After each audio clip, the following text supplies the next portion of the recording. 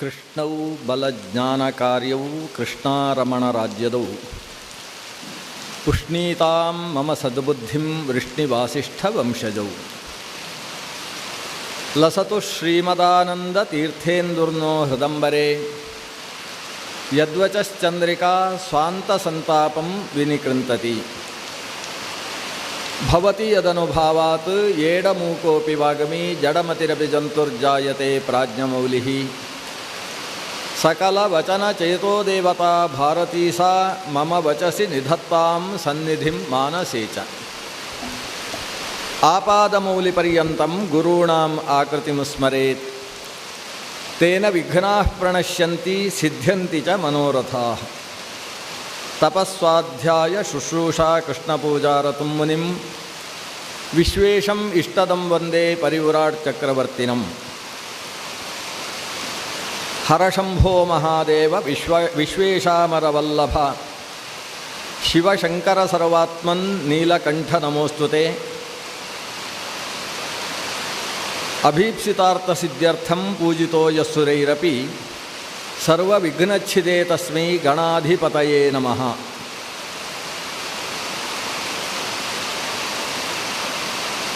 ವಿರಾಟ ಪರ್ವದ ಕಥೆಯನ್ನು ಇವತ್ತು ಆರಂಭ ಮಾಡಬೇಕು.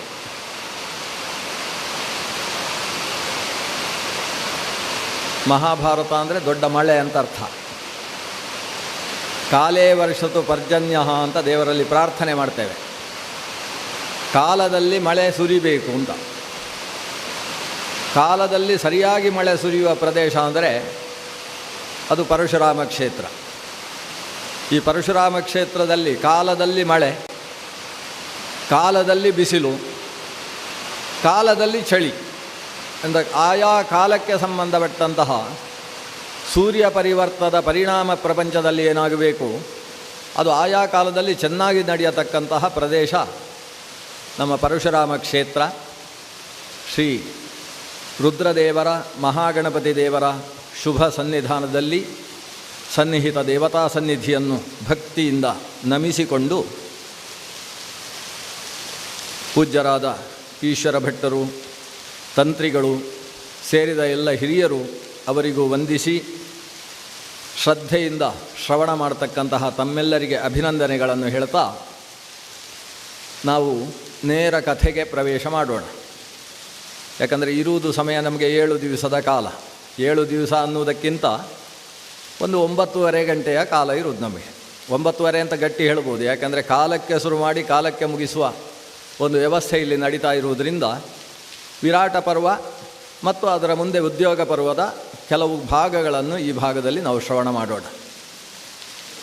ಮಹಾಭಾರತದಲ್ಲಿ ವಿರಾಟ ಪರ್ವ ಮತ್ತು ಉದ್ಯೋಗ ಪರ್ವಕ್ಕೆ ಒಂದು ವಿಶೇಷ ಮಹತ್ವವನ್ನು ವೇದವ್ಯಾಸರು ಹೇಳ್ತಾರೆ. ವಿರಾಟೋದ್ಯೋಗ ಸಾರವಾನ್ ಅಂತ ಮಹಾಭಾರತದಲ್ಲೇ ಬರುವ ಮಾತು. ಈ ಮಹಾಭಾರತ ಎಂಥದ್ದು ಅಂದರೆ ವಿರಾಟ ಮತ್ತು ಉದ್ಯೋಗ ಅನ್ನುವ 2 ಪರ್ವಗಳು ಇದರ ಸಾರ ಅಂತ. ಇಡೀ ಮಹಾಭಾರತ ಒಂದು ಕಬ್ಬು. ಕಬ್ಬಿನಲ್ಲಿ 18 ಗಿಣ್ಣುಗಳು, 18 ಗಂಟುಗಳು. ಸಂಸ್ಕೃತದಲ್ಲಿ ಪರ್ವ ಅಂತ ಹೇಳಿದರೆ ಗಂಟು ಅಂತ ಅರ್ಥ. ಪ್ರತಿಪರ್ವ ರಸೋದಯ. ಹೇಗೆ ಕಬ್ಬನ್ನು ನಾವು ಸರಿಯಾದ ಗಟ್ಟಿಯಾದ ಹಲ್ಲಿನಿಂದ ಜಗಿತಾ ಹೋದ ಹಾಗೆ ಅದು ಕೆಳಗಿನಿಂದ ಜಗಿತಾ ಹೋದಾಗೆ ಮೇಲಕ್ಕೆ ಬರ್ತಾ ಇರುವ ಹಾಗೆ ಪರ್ವದಲ್ಲೂ ಕೂಡ ಸಿಹಿ ಅನ್ನುವ ಮಧುರ ರಸ ಅನ್ನುವುದು ಉದಿತವಾಗ್ತದೋ ಹಾಗೆ ಮಹಾಭಾರತದ ಒಂದೊಂದು ಪರ್ವಕ್ಕೆ ಹೋದಾಗಲೂ ಹೊಸ ಹೊಸ ರಸದ ಆವಿರ್ಭಾವ ಆಗ್ತದೆ. ಕಬ್ಬಿನಲ್ಲಿ ಒಂದು ಗಿಣ್ಣು ಅಥವಾ ಒಂದು ಗಂಟಿನ ಭಾಗದ ರುಚಿಯ ಹಾಗೆ ಮತ್ತೊಂದು ಭಾಗದ ರುಚಿ ಇರುವುದಿಲ್ಲ. ಅಥವಾ ಆಯುರ್ವೇದ ಶಾಸ್ತ್ರದ ಪ್ರಕಾರ ಕಬ್ಬಿನ ಮೂಲದಲ್ಲಿರ್ತಕ್ಕಂತಹ ಸತ್ವವೇ ಬೇರೆ, ತುದಿಯಲ್ಲಿರ್ತಕ್ಕಂತಹ ಸತ್ವವೇ ಬೇರೆ. ಕಬ್ಬಿನ ರಸದಲ್ಲಿರ್ತಕ್ಕಂತಹ ಭಿನ್ನ ಭಿನ್ನ ರಸಗಳ ಭಿನ್ನ ಭಿನ್ನ ಜೀವಸತ್ವಗಳ ಹಾಗೆ ಮಹಾಭಾರತ ಮನುಷ್ಯ ಜೀವನಕ್ಕೆ ಬೇಕಾದ ಬೇರೆ ಬೇರೆ ರೀತಿಯಾದಂತಹ ಸತ್ವಗಳನ್ನು ಒಂದೊಂದು ಪರ್ವದಲ್ಲೂ ಕೊಡ್ತಾ ಹೋಗ್ತದೆ. ಒಂದೊಂದು ಪರ್ವದ ಕಥೆಯನ್ನು ಅನುಭವಿಸ್ತಾ ಹೋದ ಹಾಗೆ ನಮ್ಮಲ್ಲಿ ಉಂಟಾಗತಕ್ಕಂತಹ ಜೀವನ ಪರಿಣಾಮ ಅಥವಾ ಸಾತ್ವಿಕತೆ ಅನ್ನುವುದು ವಿಭಿನ್ನವಾಗಿರ್ತದೆ. ಹೊಸ ಹೊಸ ರೀತಿಯ ಜೀವನದ ಮಾರ್ಗವನ್ನು ಅಥವಾ ಸಂಸಾರದಲ್ಲಿ ಅನುಭವಿಸತಕ್ಕಂತಹ ಅನೇಕ ಕ್ಲೇಶಗಳಿಗೆ ಪರಿಹಾರದ ಉಪಾಯಗಳನ್ನು ನಾವು ಆಯಾ ಕಥಾಭಾಗದಲ್ಲಿ ಅನುಭವಿಸ್ತಾ ಸಾಕ್ತೇವೆ. ಆ ದೃಷ್ಟಿಯಿಂದ ವಿರಾಟ ಮತ್ತು ಉದ್ಯೋಗ ಪರ್ವ ಒಂದು ವಿಶಿಷ್ಟವಾದ ಸಾರ. ಕಬ್ಬಿನ ಒಂದು ಗಂಟುಗಳಲ್ಲಿ ಮಧ್ಯದ ಭಾಗಕ್ಕೆ ಬಂದಾಗ ಆರಂಭದ ಆದಿಪರ್ವ, ಆದಿಪರ್ವದಿಂದ ಸಭಾಪರ್ವ, ಸಭಾಪರ್ವವನ್ನು ದಾಟಿ ವನಪರ್ವ, ವನಪರ್ವ ದಾಟಿ 4ನೇ ಗಂಟೆಗೆ ಬರ್ತಾ ಇದ್ದೇವೆ ವಿರಾಟ ಪರ್ವ. ಆ ಪರ್ವಕ್ಕೆ ಬಂದಾಗ ಕಬ್ಬು ನಿಜವಾದ ರಸವನ್ನು ಕೊಡುತ್ತದೆ ಅನ್ನುವ ದೃಷ್ಟಿಯಿಂದ ಅದನ್ನು ಸಾರ, ಅದನ್ನು ರಸ ಅಂತ ಸ್ವತಃ ವೇದವ್ಯಾಸರು ಕರೀತಾರೆ. ಈ 2 ಪರ್ವಗಳು ಸಾರವಾಗುವುದಕ್ಕೆ ಇನ್ನೊಂದು ಮುಖ್ಯವಾದ ಕಾರಣ ಇದೆ. ಭೀಮಸೇನನ ಮಹತ್ವ ಏನು ಅಂತ ಅರ್ಥ ಮಾಡಿಸುವ ಪರ್ವ. ಉದ್ಯೋಗ ಪರ್ವ ಭಗವಂತ ಶ್ರೀಕೃಷ್ಣ ಇದರಲ್ಲಿ ಪ್ರವೇಶ ಮಾಡತಕ್ಕಂತಹ ಪರ್ವ, ತನ್ನನ್ನು ಸಂಪೂರ್ಣವಾಗಿ ತೊಡಗಿಸಿಕೊಳ್ಳತಕ್ಕಂತಹ ಪರ್ವ. ಪಾಂಡವರ ರಕ್ಷಣೆ ನನ್ನ ಪ್ರವೇಶವಿಲ್ಲದೆ ಹೋದರೆ ಸಾಧ್ಯವೇ ಇಲ್ಲ ಅನ್ನುವುದನ್ನು ಧರ್ಮ ಸಂರಕ್ಷಣೆಗೋಸ್ಕರವೇ ಇಳಿದು ಬಂದಂತಹ ಭಗವಂತ ಈ ಪಂಚಪಾಂಡವರೆಂಬಂತಹ ಧರ್ಮದ 5 ಮುಖಗಳ ಮೂಲಕ ಪ್ರಪಂಚದಲ್ಲಿ ಧರ್ಮ ಪ್ರತಿಷ್ಠಾಪನೆಯನ್ನು ಮಾಡುವುದಕ್ಕೋಸ್ಕರ ಸೊಂಟಕ್ಕೆ ತನ್ನ ಬಟ್ಟೆಯನ್ನು ಸುತ್ತಿಕೊಂಡು ನಾನು ಕೈಯಲ್ಲಿ ಚಾಟಿಯನ್ನು ಹಿಡಿದು ರಥ ಓಡಿಸುವುದಕ್ಕೂ ಸಿದ್ಧಾಂತ ನಿಂತಹ ಪರ್ವ ಉದ್ಯೋಗ ಪರ್ವ. ಆ ದೃಷ್ಟಿಯಿಂದ ಈ ಜೀವೋತ್ತಮ ತತ್ವದ ಮತ್ತು ದೇವೋತ್ತಮ ತತ್ವದ ಸ್ವರೂಪದ ಒಂದು ಅಂತರ್ಭಾವವನ್ನು, ಒಳಗಿನಿಂದ ಅದಕ್ಕೆ ಬೇಕಾದ ಭಾವುಕತೆಯನ್ನು ನಮ್ಮಲ್ಲಿ ಸೃಷ್ಟಿಸುವುದಕ್ಕೆ ಬೇಕಾದ ಕಥೆಗಳು, ಐತಿಹಾಸಿಕ ಕ್ಷಣಗಳು ಅದು ಈ ಭಾಗದಲ್ಲಿರುವುದರಿಂದ ಈ 2 ವಿರಾಟ ಉದ್ಯೋಗ ಇವೆರಡನ್ನೂ ಕೂಡ ಮಹಾಭಾರತದ ಸಾರ. ಅಂದರೆ ಮಹಾಭಾರತ ಏನನ್ನು ಹೇಳುವುದಕ್ಕೆ ಹೊರಟಿದೆಯೋ, ಅಧ್ಯಾತ್ಮದ ದೃಷ್ಟಿಯಿಂದ ಯಾವ ಪರಮತತ್ವವನ್ನು ಪ್ರತಿಪಾದಿಸುವುದಕ್ಕೋಸ್ಕರ ಮಹಾಭಾರತ ಹೊರಟಿದೆಯೋ ಅಂತಹ ಜೀವೋತ್ತಮತ್ವ ಮತ್ತು ಸರ್ವೋತ್ತಮತ್ವವನ್ನು ಸ್ಪಷ್ಟವಾಗಿ ಪ್ರತಿಪಾದಿಸತಕ್ಕಂತಹ ಭಾಗ ಅನ್ನುವ ದೃಷ್ಟಿಯಿಂದ ಇದು ಸಾರಭಾಗ ಇದೆ. ಕಥೆ ಶುರುವಾಗುವುದು ಎಲ್ಲಿಂದ? ಹಿಂದಿನ ಭಾಗದಲ್ಲಿ ಪಂಚಪಾಂಡವರು ಕೂಡ ಯಕ್ಷರೂಪಿಯಾದಂತಹ ಯಮನಿಂದ ಅನುಗ್ರಹವನ್ನು ಪಡೆದರು. ನೀವು ಈ ಕಡೆ ಹೋಗಿ, ರಾಜಸ್ಥಾನದ ಕಡೆಗೆ ಹೋಗಿ, ನೀವು ಇದೇ ರೂಪದಲ್ಲಿದ್ದರೂ ಕೂಡ ಯಾವ ವ್ಯಕ್ತಿಯೂ ನಿಮ್ಮನ್ನು ಗುರುತು ಹಿಡಿಯುವುದಿಲ್ಲ. 1 ವರ್ಷದ ತನಕ ನೀವು ಮತ್ತೊಬ್ಬರಿಂದ ಅವಿಜ್ಞಾತರಾಗಿ ಬದುಕುವುದಕ್ಕೆ ಬೇಕಾದಂತಹ ಅನುಗ್ರಹ ಮಾಡ್ತೇನೆ, ಲೋಕದಲ್ಲಿ ಅಂತಹ ಮಾಯೆಯನ್ನು ಸೃಷ್ಟಿಸ್ತೇನೆ ಅಂತ ಯಕ್ಷರೂಪಿಯಾದ ಯಮ ಅನುಗ್ರಹ ಮಾಡಿದ ಭಾಗ ಕೊನೆಯಲ್ಲಿ ಬಂದಿತ್ತು. ಯಮನಿಂದ ಅರಣಿಯನ್ನು ಪಡೆದರು. ಹಿಂದಿನ ಕಥೆ ನೆನಪಿದ್ದರೆ ಸ್ವಲ್ಪ ಅದನ್ನು ಹೊಂದಿಸಿಕೊಳ್ಳಿ. ಯಮ ಒಂದು ಜಿಂಕೆಯ ಸ್ವರೂಪದಲ್ಲಿ ಅರಣಿಯನ್ನು ಅಪಹರಿಸಿಕೊಂಡು ಬಂದಿದ್ದ. ಒಬ್ಬ ಬ್ರಾಹ್ಮಣ ತಾನು ಪ್ರತಿನಿತ್ಯ ಅಗ್ನಿಹೋತ್ರವನ್ನು ನಡೆಸ್ತಾ ಇದ್ದವನದ್ದು ಅಗ್ನಿಯನ್ನು ರಕ್ಷಣೆ ಮಾಡ್ತಕ್ಕಂತಹ ಅರಣಿ ಅಥವಾ ಅಗ್ನಿಯನ್ನು ಜನನ ಮಾಡ್ತಕ್ಕಂತಹ ಅರಣಿಯನ್ನು ಆ ಜಿಂಕೆ ತನ್ನ ಕೊಂಬಿನಲ್ಲಿ ಹೊತ್ತುಕೊಂಡು ಓಡಿತ್ತು. ಆವಾಗ ಈ ಯಕ್ಷ ಪ್ರಶ್ನೆಯ ಕಥೆ ಘಟನೆ ನಮ್ಮಲ್ಲಿ ಮಹಾಭಾರತದಲ್ಲಿ ಕಂಡಿದೆ. ಅದೇ ಯಮ ಹೇಳಿದ, ನಾನೇ ತಗೊಂಡು ಬಂದದ್ದು ಜಿಂಕೆಯ ರೂಪದಿಂದ, ಯಾಕಂದರೆ ನನ್ನ ಹತ್ರ ನೀವು ಬರಬೇಕು ಅಂತ ಕರೆಸಿದ್ದು, ತಗೊಂಡು ಹೋಗಿ ಅಂತ ಅರಣಿಯನ್ನು ಕೊಟ್ಟ. ಆ ಅರಣಿಯನ್ನು ಯಾವ ವಿಪ್ರೋತ್ತಮನ ಆಶ್ರಮದಲ್ಲಿ ಮರಕ್ಕೆ ಕಟ್ಟಿದ್ದಂತಹ ಅರಣಿಯ ಚೀಲ ಇದಕ್ಕೆ ಕೊಂಬಿಗೆ ಸಿಕ್ಕಿ ಹಾಕಿಕೊಂಡು ಇಲ್ಲಿಗೆ ಬಂದಿತ್ತೋ ಅದೇ ವಿಪ್ರನಿಗೆ ಇವರು ಅರ್ಪಿಸಿದರು. ಆ ವಿಪ್ರ ಆಶೀರ್ವಾದ ಮಾಡ್ತಾನೆ, ನೀನು ಲೋಕಕ್ಕೆ ಸಿಂಹಾಸನಾಧೀಶ್ವರನಾಗಿ ಬಾಳು ಅಂತ. ಇವನು ವಸ್ತುತಃ ಧರ್ಮರಾಜ ಅನ್ನೋದು ಗೊತ್ತಿಲ್ಲ, ಸಿಂಹಾಸನವನ್ನು ಆಳು ನೀನು ಅಂತ ಆತನಿಗೆ ಆಶೀರ್ವಾದವನ್ನು ಮಾಡ್ತಾನೆ. ಪಾಂಡವರು ಅವರಿಗೆ ನಮಸ್ಕರಿಸಿ ಮುಂದಕ್ಕೆ ಬರ್ತಾರೆ. ಬಂದಾಗ ಅವರೆಲ್ಲ ವಿಪ್ರರು, ಅವರ ಜೊತೆಗಿದ್ದ 80,000 ಮತ್ತು 10,000 ಮಂದಿ ಒಟ್ಟಿಗೆ ಕೂತಿದ್ದಾರೆ. ಅವರ ಮುಂದೆ ಧರ್ಮರಾಜ ಹೇಳ್ತಾನೆ, 12 ವರ್ಷ ಮುಗೀತಾ ಬಂತು ಅಂತ. 12 ವರ್ಷ, ಇನ್ನು ಕೆಲವು ಒಂದು 3-4 ದಿವಸಗಳು ಮಾತ್ರ ಉಳಿದಿದ್ದಾವೆ. ನಾವು ಈಗ ಅಜ್ಞಾತವಾಸವನ್ನು ಮಾಡಬೇಕಾದಂತಹ ಕಾಲಘಟ್ಟಕ್ಕೆ ಬಂದಿದ್ದೇವೆ. ನನಗೆ ತುಂಬ ಬೇಸರವಾಗ್ತಾ ಇದೆ. ಇಷ್ಟು ಕಾಲದ ತನಕ ಸಜ್ಜನರ ಜೊತೆಗೆ ನಾನು ಬಾಳಿದೆ, ಇನ್ನು ನಾನು ಅವಿಜ್ಞಾತನಾಗಿ ಬಾಳಬೇಕಾಗಿ ಬರ್ತದೆ. ಸಜ್ಜನರ ಸಂಘದಿಂದ ಏನು ಬಲ ಇದೆ ಅದನ್ನು ಪೂರ್ತಿಯಾಗಿ ಕಳೆದುಕೊಂಡು ಬಿಡ್ತೇನೆ. ಸತ್ಸಂಗತಿ ಕಥೆಯ ಕಿಂ ನಕರೋತಿ ಪುಂಸಾಂ. ಜಾಣರಿಗೆ ಸಜ್ಜನರ ಸಂಗತಿ ಅನ್ನೋದು, ಸಜ್ಜನರ ಒಡನಾಟ ಅನ್ನೋದು ಏನನ್ನು ತಾನೇ ಕೊಡುವುದಿಲ್ಲ, ಅದು ಕಾಮಧೇನು ಇದ್ದ ಹಾಗೆ. ಸಜ್ಜನರ ಸನ್ನಿಧಾನಕ್ಕೆ ಬಂದು ಸ್ವಲ್ಪ ಹೊತ್ತು ಕುಳಿತರೆ ಸಾಕು, ನಮ್ಮ ಒಳಗಿದ್ದಂತಹ ಯಾವುದೋ ಕೆಟ್ಟ ವೈಬ್ರೇಷನ್ ಎಲ್ಲ ದೂರ ಹೋಗ್ತದೆ. ಇಡೀ ಮನಸ್ಸಿನಲ್ಲಿ ಒಂದು ಸಾತ್ವಿಕತೆ ಅನ್ನೋದು ಆವಿರ್ಭವಿಸಿ ಬಿಡ್ತದೆ. ಯಾವ ಪ್ರದೇಶದಲ್ಲಿ ಸಜ್ಜನರು ವಾಸ ಮಾಡ್ತಾ ಇದ್ದಾರೋ, ಶಾಸ್ತ್ರವನ್ನು ತಾವು ಶಿರಸ್ಸಿನಲ್ಲಿ ಧಾರಣೆ ಮಾಡಿರತಕ್ಕಂತಹ ವಿದ್ವದ್ ಜನ, ಕೇವಲ ವಿದ್ವತ್ತೆ ಅಲ್ಲ, ವಿದ್ವತ್ತೆಯ ಜೊತೆಗೆ ಸಹೃದಯತೆಯನ್ನು ಹೊಂದಿದಂತಹ ಸಾತ್ವಿಕ ವ್ಯಕ್ತಿತ್ವ, ಅನುಷ್ಠಾನಶೀಲನಾದಂತಹ ವ್ಯಕ್ತಿ ಯಾವ ಸ್ಥಳದಲ್ಲಿ ವಾಸ ಮಾಡ್ತಾನೋ ಅಲ್ಲಿಗೆ ಬಂದಂತಹ ಒಂದು ಹುಲಿಯೂ ಕೂಡ ಪಕ್ಕದಲ್ಲಿದ್ದ ಹಸುವಿನ ಮೇಲೆ ತಾನು ಹಲ್ಲನ್ನು ಅಂಕುರಿಸುವುದಿಲ್ಲ. ಅದಕ್ಕೂ ಒಂದು ಸಾತ್ವಿಕ ಭಾವ ಅಂಕುರಿಸಿ ಬಿಡುತ್ತದೆ. ಇಂಥ ಒಂದು ಸಾತ್ವಿಕತೆ, ಆ ಸಜ್ಜನರ ಸಂಘ, ಅದು ಜೀವನದಲ್ಲಿ ಸಿಗತಕ್ಕಂತಹ ಅಮೃತ ಕ್ಷಣಗಳು. ಇಷ್ಟು ಕಾಲ ಈ 12 ವರ್ಷ ಅದು ಹೇಗೆ ಕಳೆಯಿತು ಅಂತಲೇ ನಮಗೆ ಗೊತ್ತಾಗಲಿಲ್ಲ. ನಿಮ್ಮೆಲ್ಲರ ಸಂಘದ ಕಾರಣದಿಂದ ಇವತ್ತು ನಾನು ಅದನ್ನು ಬಿಡಬೇಕಾದ ಪ್ರಸಂಗ ಬರ್ತಾ ಇದೆಯಲ್ಲ ಅಂತ ಹೇಳಿ ಕಣ್ಣಲ್ಲಿ ನೀರು ಹಾಕಿಕೊಂಡು ಕೆಳಕ್ಕೆ ಬಿದ್ದು ಬಿಡ್ತಾನೆ ಧರ್ಮರಾಜ. ಸಜ್ಜನರ ಜೊತೆಗಿದ್ದರೆ ಏನೊಂದು ಆನಂದ ಇದೆ ಅನ್ನುವುದರ ಅನುಭವವನ್ನು ನಮ್ಮಲ್ಲೂ ಅಂಥದ್ದನ್ನು ಅನುಭವಿಸಬೇಕು ಅನ್ನುವುದನ್ನು ಸೂಚನೆ ಮಾಡುವುದಕ್ಕೆ ಧರ್ಮರಾಜನ ಪಾತ್ರ ಇಲ್ಲಿ ಚಿತ್ರಣ ಆಗಿದೆ. ಧರ್ಮರಾಜನ ಈ ಸ್ಥಿತಿಯನ್ನು ನೋಡಿದಂತಹ ಧೌಮ್ಯ ಪ್ರಭೃತಿಗಳು, ಆ ವಿದ್ವಾಂಸರು ಅವರೆಲ್ಲ ಅವನಿಗೆ ಹೇಳ್ತಾರೆ, ನೀನು ಯಾಕೆ ಇಷ್ಟು ಬೇಸರ ಮಾಡ್ತಾ ಇದ್ದಿ? ನಾವು ಇನ್ನು 12 ತಿಂಗಳು ಮಾತ್ರ, 12 ತಿಂಗಳ ನಂತರ ನಿನ್ನ ಜೊತೆಗೇ ಇರ್ತೇವಲ್ಲ. ಈ 12 ವರ್ಷ ಎಲ್ಲಿ, 12 ತಿಂಗಳು ಎಲ್ಲಿ? ಅಲ್ಪ ಕಾಲದ 1 ಸಂವತ್ಸರ ಕಾಲ ಮಾತ್ರದಲ್ಲಿ ಅಜ್ಞಾತವಾಗಿ ಇರಬೇಕು. ಭಗವಂತ ಶ್ರೀರಾಮ 14 ವರ್ಷ ಇರಲಿಲ್ವೇ? ವಸಿಷ್ಠಾದಿಗಳನ್ನು ಬಿಟ್ಟು ಇದ್ದಂತಹ ಶ್ರೀರಾಮನ ಪರಿಸ್ಥಿತಿಯನ್ನು ಆಲೋಚನೆ ಮಾಡು. ಔರ್ವ ಅಂತಕ್ಕಂತಹ ಒಬ್ಬ ಮಹರ್ಷಿ ಇದ್ದ. ಭಾರ್ಗವ ಗೋತ್ರದಲ್ಲಿ ಬಂದಿರತಕ್ಕಂತಹ ಮಹರ್ಷಿ ಭೃಗುಗಳಿಗೆ ಪುಲೋಮ ಅಂತ ಪತ್ನಿ. ಆ ಪುಲೋಮೆಯಲ್ಲಿ ಆವಿರ್ಭಾವಗೊಂಡಿರತಕ್ಕಂತಹ ಮಗನಿಗೆ ಚ್ಯವನ ಅಂತ ಹೆಸರು. ಅದಕ್ಕೆ ಕಾರಣ ಏನು ಅಂತೇಳಿದರೆ, ಭೃಗುಪತ್ನಿಯಾದಂತಹ ಪುಲೋಮೆಯನ್ನು, ಭೃಗುಗಳಿಗೆ 2 ಪತ್ನಿಯರು, ಖ್ಯಾತಿ ಮತ್ತು ಪುಲೋಮೆ ಅಂತ. ಆ ಪುಲೋಮೆಯನ್ನು ಒಬ್ಬ ಪುಲೋಮ ಅಂತ ಹೇಳುವ ಅಸುರ ಅಪಹರಿಸಿದ.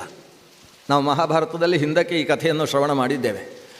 ಯಾವಾಗ ಪುಲೋಮನೆಂಬ ಅಸುರ ಪುಲೋಮೆಯನ್ನು ಅಪಹರಿಸ್ತಾನೆ, ಆವಾಗ ಈ ಹೊಟ್ಟೆಯಲ್ಲಿದ್ದಂತಹ ಮಗು ಹೊಟ್ಟೆಯಿಂದ ಜಾರಿ ಬಿಡ್ತದೆ. ಜಾರಿದ್ದರಿಂದ ಅದಕ್ಕೆ ಜಾರಿದ ಮಗು ಅಂತಲೇ ಹೆಸರು. ಸಂಸ್ಕೃತದಲ್ಲಿ ಜಾರುವುದಕ್ಕೆ ಚ್ಯವನ ಅಂತ ಹೆಸರು. ಅದು ಚ್ಯುತವಾದದ್ದರಿಂದ, ಚ್ಯವನಗೊಂಡದ್ದರಿಂದ ಆ ಮಗುವಿಗೆ ಚ್ಯವನ ಅಂತ ಹೆಸರಾಯಿತು. ಆ ಜಾರಿದ ಮಗು ದೊಡ್ಡ ಆಯುರ್ವೇದದ ಶಕ್ತಿಯಾಗ್ತದೆ. ಆಯುರ್ವೇದದಲ್ಲಿ ಅಶ್ವಿನಿ ದೇವತೆಗಳಿಂದಲೇ ಉಪದೇಶವನ್ನು ಪಡೆದು ಕೊನೆಗೆ ಅಶ್ವಿದೇವತೆಗಳಿಗೆ ಉಪದೇಶ ಮಾಡುವಷ್ಟು ದೊಡ್ಡ ಸಾಮರ್ಥ್ಯವನ್ನು ಚ್ಯವನ ಪಡಿತಾನೆ. ಅಂತಹ ಮಹರ್ಷಿ ಚ್ಯವನ ಆತ ಹುಟ್ಟಿ ತನ್ನ ಕಣ್ಣಿನಿಂದ ಆ ರಕ್ಕಸನನ್ನು ನೋಡಿದ್ದೇ ತಡ ರಕ್ಕಸ ಸುಟ್ಟು ಬೂದಿಯಾದ. ಗರ್ಭದಿಂದ ಹೊರಗೆ ಬಂದಂತಹ ಚ್ಯವನನಲ್ಲಿ ಗರ್ಭದಲ್ಲೇ ಮಾಡಿದ ತಪಸ್ಸಿನ ಪ್ರಭಾವ ಇತ್ತು ಅಂತ. ಗರ್ಭದಲ್ಲಿ ತಪಸ್ಸು ಮಾಡಿದಂತಹ ವ್ಯಕ್ತಿ ಚ್ಯವನ, ಭಾರ್ಗವ ಗೋತ್ರದ ಮೂಲಪುರುಷ. ಆ ಚ್ಯವನನಿಂದ ಆವಿರ್ಭವಿಸಿರ್ತಕ್ಕಂಥವ ಔರ್ವ. ಚ್ಯವನನಿಗೆ ಆರುಷಿ ಅಂತ ಪತ್ನಿ, ಸಾಕ್ಷಾತ್ ಮನುಕನ್ಯೆಯಾದಂತಹ ಆರುಷಿಯ ಜೊತೆಗೆ ಚ್ಯವನನ ವಿವಾಹವಾಗ್ತದೆ. ಆ ಸಮಯದಲ್ಲಿ ಈ ಹೈಹಯರು ಅಂತ ಒಂದು ಜನಾಂಗ, ಕಾರ್ತವೀರ್ಯ ಎಲ್ಲ ಬಂದಿರತಕ್ಕಂಥ ವಂಶ, ಅದು ಹೈಹಯ ವಂಶ. ಆ ಹೈಹಯರಿಗೆ ಮತ್ತು ಈ ಭಾರ್ಗವರಿಗೆ ಒಂದು ರೀತಿಯ ಗಲಾಟೆ ಉಂಟಾಗ್ತದೆ, ಒಂದು ರೀತಿಯ ಜನಾಂಗ ಕಲಹ. ಇಂಥದ್ದು ಮಹಾಭಾರತದಲ್ಲಿ ಹಲವು ಬಾರಿ ಘಟಿಸಿದ್ದಿದೆ. ಪರಸ್ಪರ ಜನಾಂಗ ದ್ವೇಷ ಉಂಟಾಗಿ ಹೋಯಿತು. ಹೈಹಯರು ಎಷ್ಟಕ್ಕೆ ತೀರ್ಮಾನಿಸಿದರು ಅಂದರೆ, ಭೃಗುವಂಶದ ಒಂದು ಕುಡಿ ಈ ಭೂಮಿಯಲ್ಲಿ ಉಳಿಬಾರದು ಅಂತ. ಹೇಗೆ ಜರಾಸಂಧ ಅಯಾದವೀ ಮಹೀಂ ಕರ್ತುಂತ, ಭೂಮಿಯಲ್ಲಿ ಯದುವಂಶದ ಒಂದು ವ್ಯಕ್ತಿಯೂ ಉಳಿಬಾರದು ಅಂತ ಜರಾಸಂಧ ಪ್ರಯತ್ನಿಸಿದ್ನೋ, ಹಾಗೆ ಈ ಹೈಹಯ ವಂಶದ ಕಾರ್ತವೀರ್ಯನ ಹಿರಿಯರು ಸೇರಿಕೊಂಡು ಮಾಡಿದಂತಹ ಪ್ರತಿಜ್ಞೆ ಏನು ಅಂತೇಳಿದರೆ, ಭೃಗುವಂಶದ ಒಂದು ವ್ಯಕ್ತಿಯೂ ಉಳಿಬಾರದು. ಅದಕ್ಕೋಸ್ಕರ ಭೃಗುವಂಶದ ವ್ಯಕ್ತಿಗಳನ್ನು ಕಂಡಲ್ಲಿ ಸಾಯಿಸುವುದಕ್ಕೆ ಪ್ರಾರಂಭಿಸಿದರು. ಆರುಷಿ ತುಂಬು ಗರ್ಭಿಣಿಯಾಗಿದ್ದು, ತುಂಬು ಗರ್ಭಿಣಿಯಾಗಿದ್ದಂತಹ ಆರುಷಿಯನ್ನು ಕರ್ಕೊಂಡು ಹೋಗ್ತಾರೆ. ಕರ್ಕೊಂಡು ಹೋಗಿ ಈ ಮಗು ಹುಟ್ಟುವಲ್ಲಿಯ ತನಕ, ಹಿಂದಕ್ಕೆ ಹೇಗೆ ಕಯಾದುವನ್ನು ಇಂದ್ರ ಕರ್ಕೊಂಡು ಹೋಗಿದ್ದ ಹಾಗೆ ಮಗು ಹುಟ್ಟುವಲ್ಲಿಯ ತನಕ ಇಟ್ಟುಕೊಂಡು, ಮಗು ಹುಟ್ಟಿದ ಕೂಡಲೇ ಮಗುವನ್ನು ಸಾಯಿಸುವುದು ಅಂತ ತೀರ್ಮಾನಿಸಿ ಕರ್ಕೊಂಡು ಹೋಗ್ತಾರೆ. ಆ ಹೊತ್ತಿಗೆ ಇವಳು ಅವರ ಜೊತೆಗೆ ಅವಳು ಹೇಳ್ಕೊಂಡು ಹೋಗ್ತಾ ಇದ್ದಾಳೆ. ನೋಡ್ತಾರೆ ಹೊಟ್ಟೆಯಲ್ಲಿ ಮಗುವೇ ಇಲ್ಲ.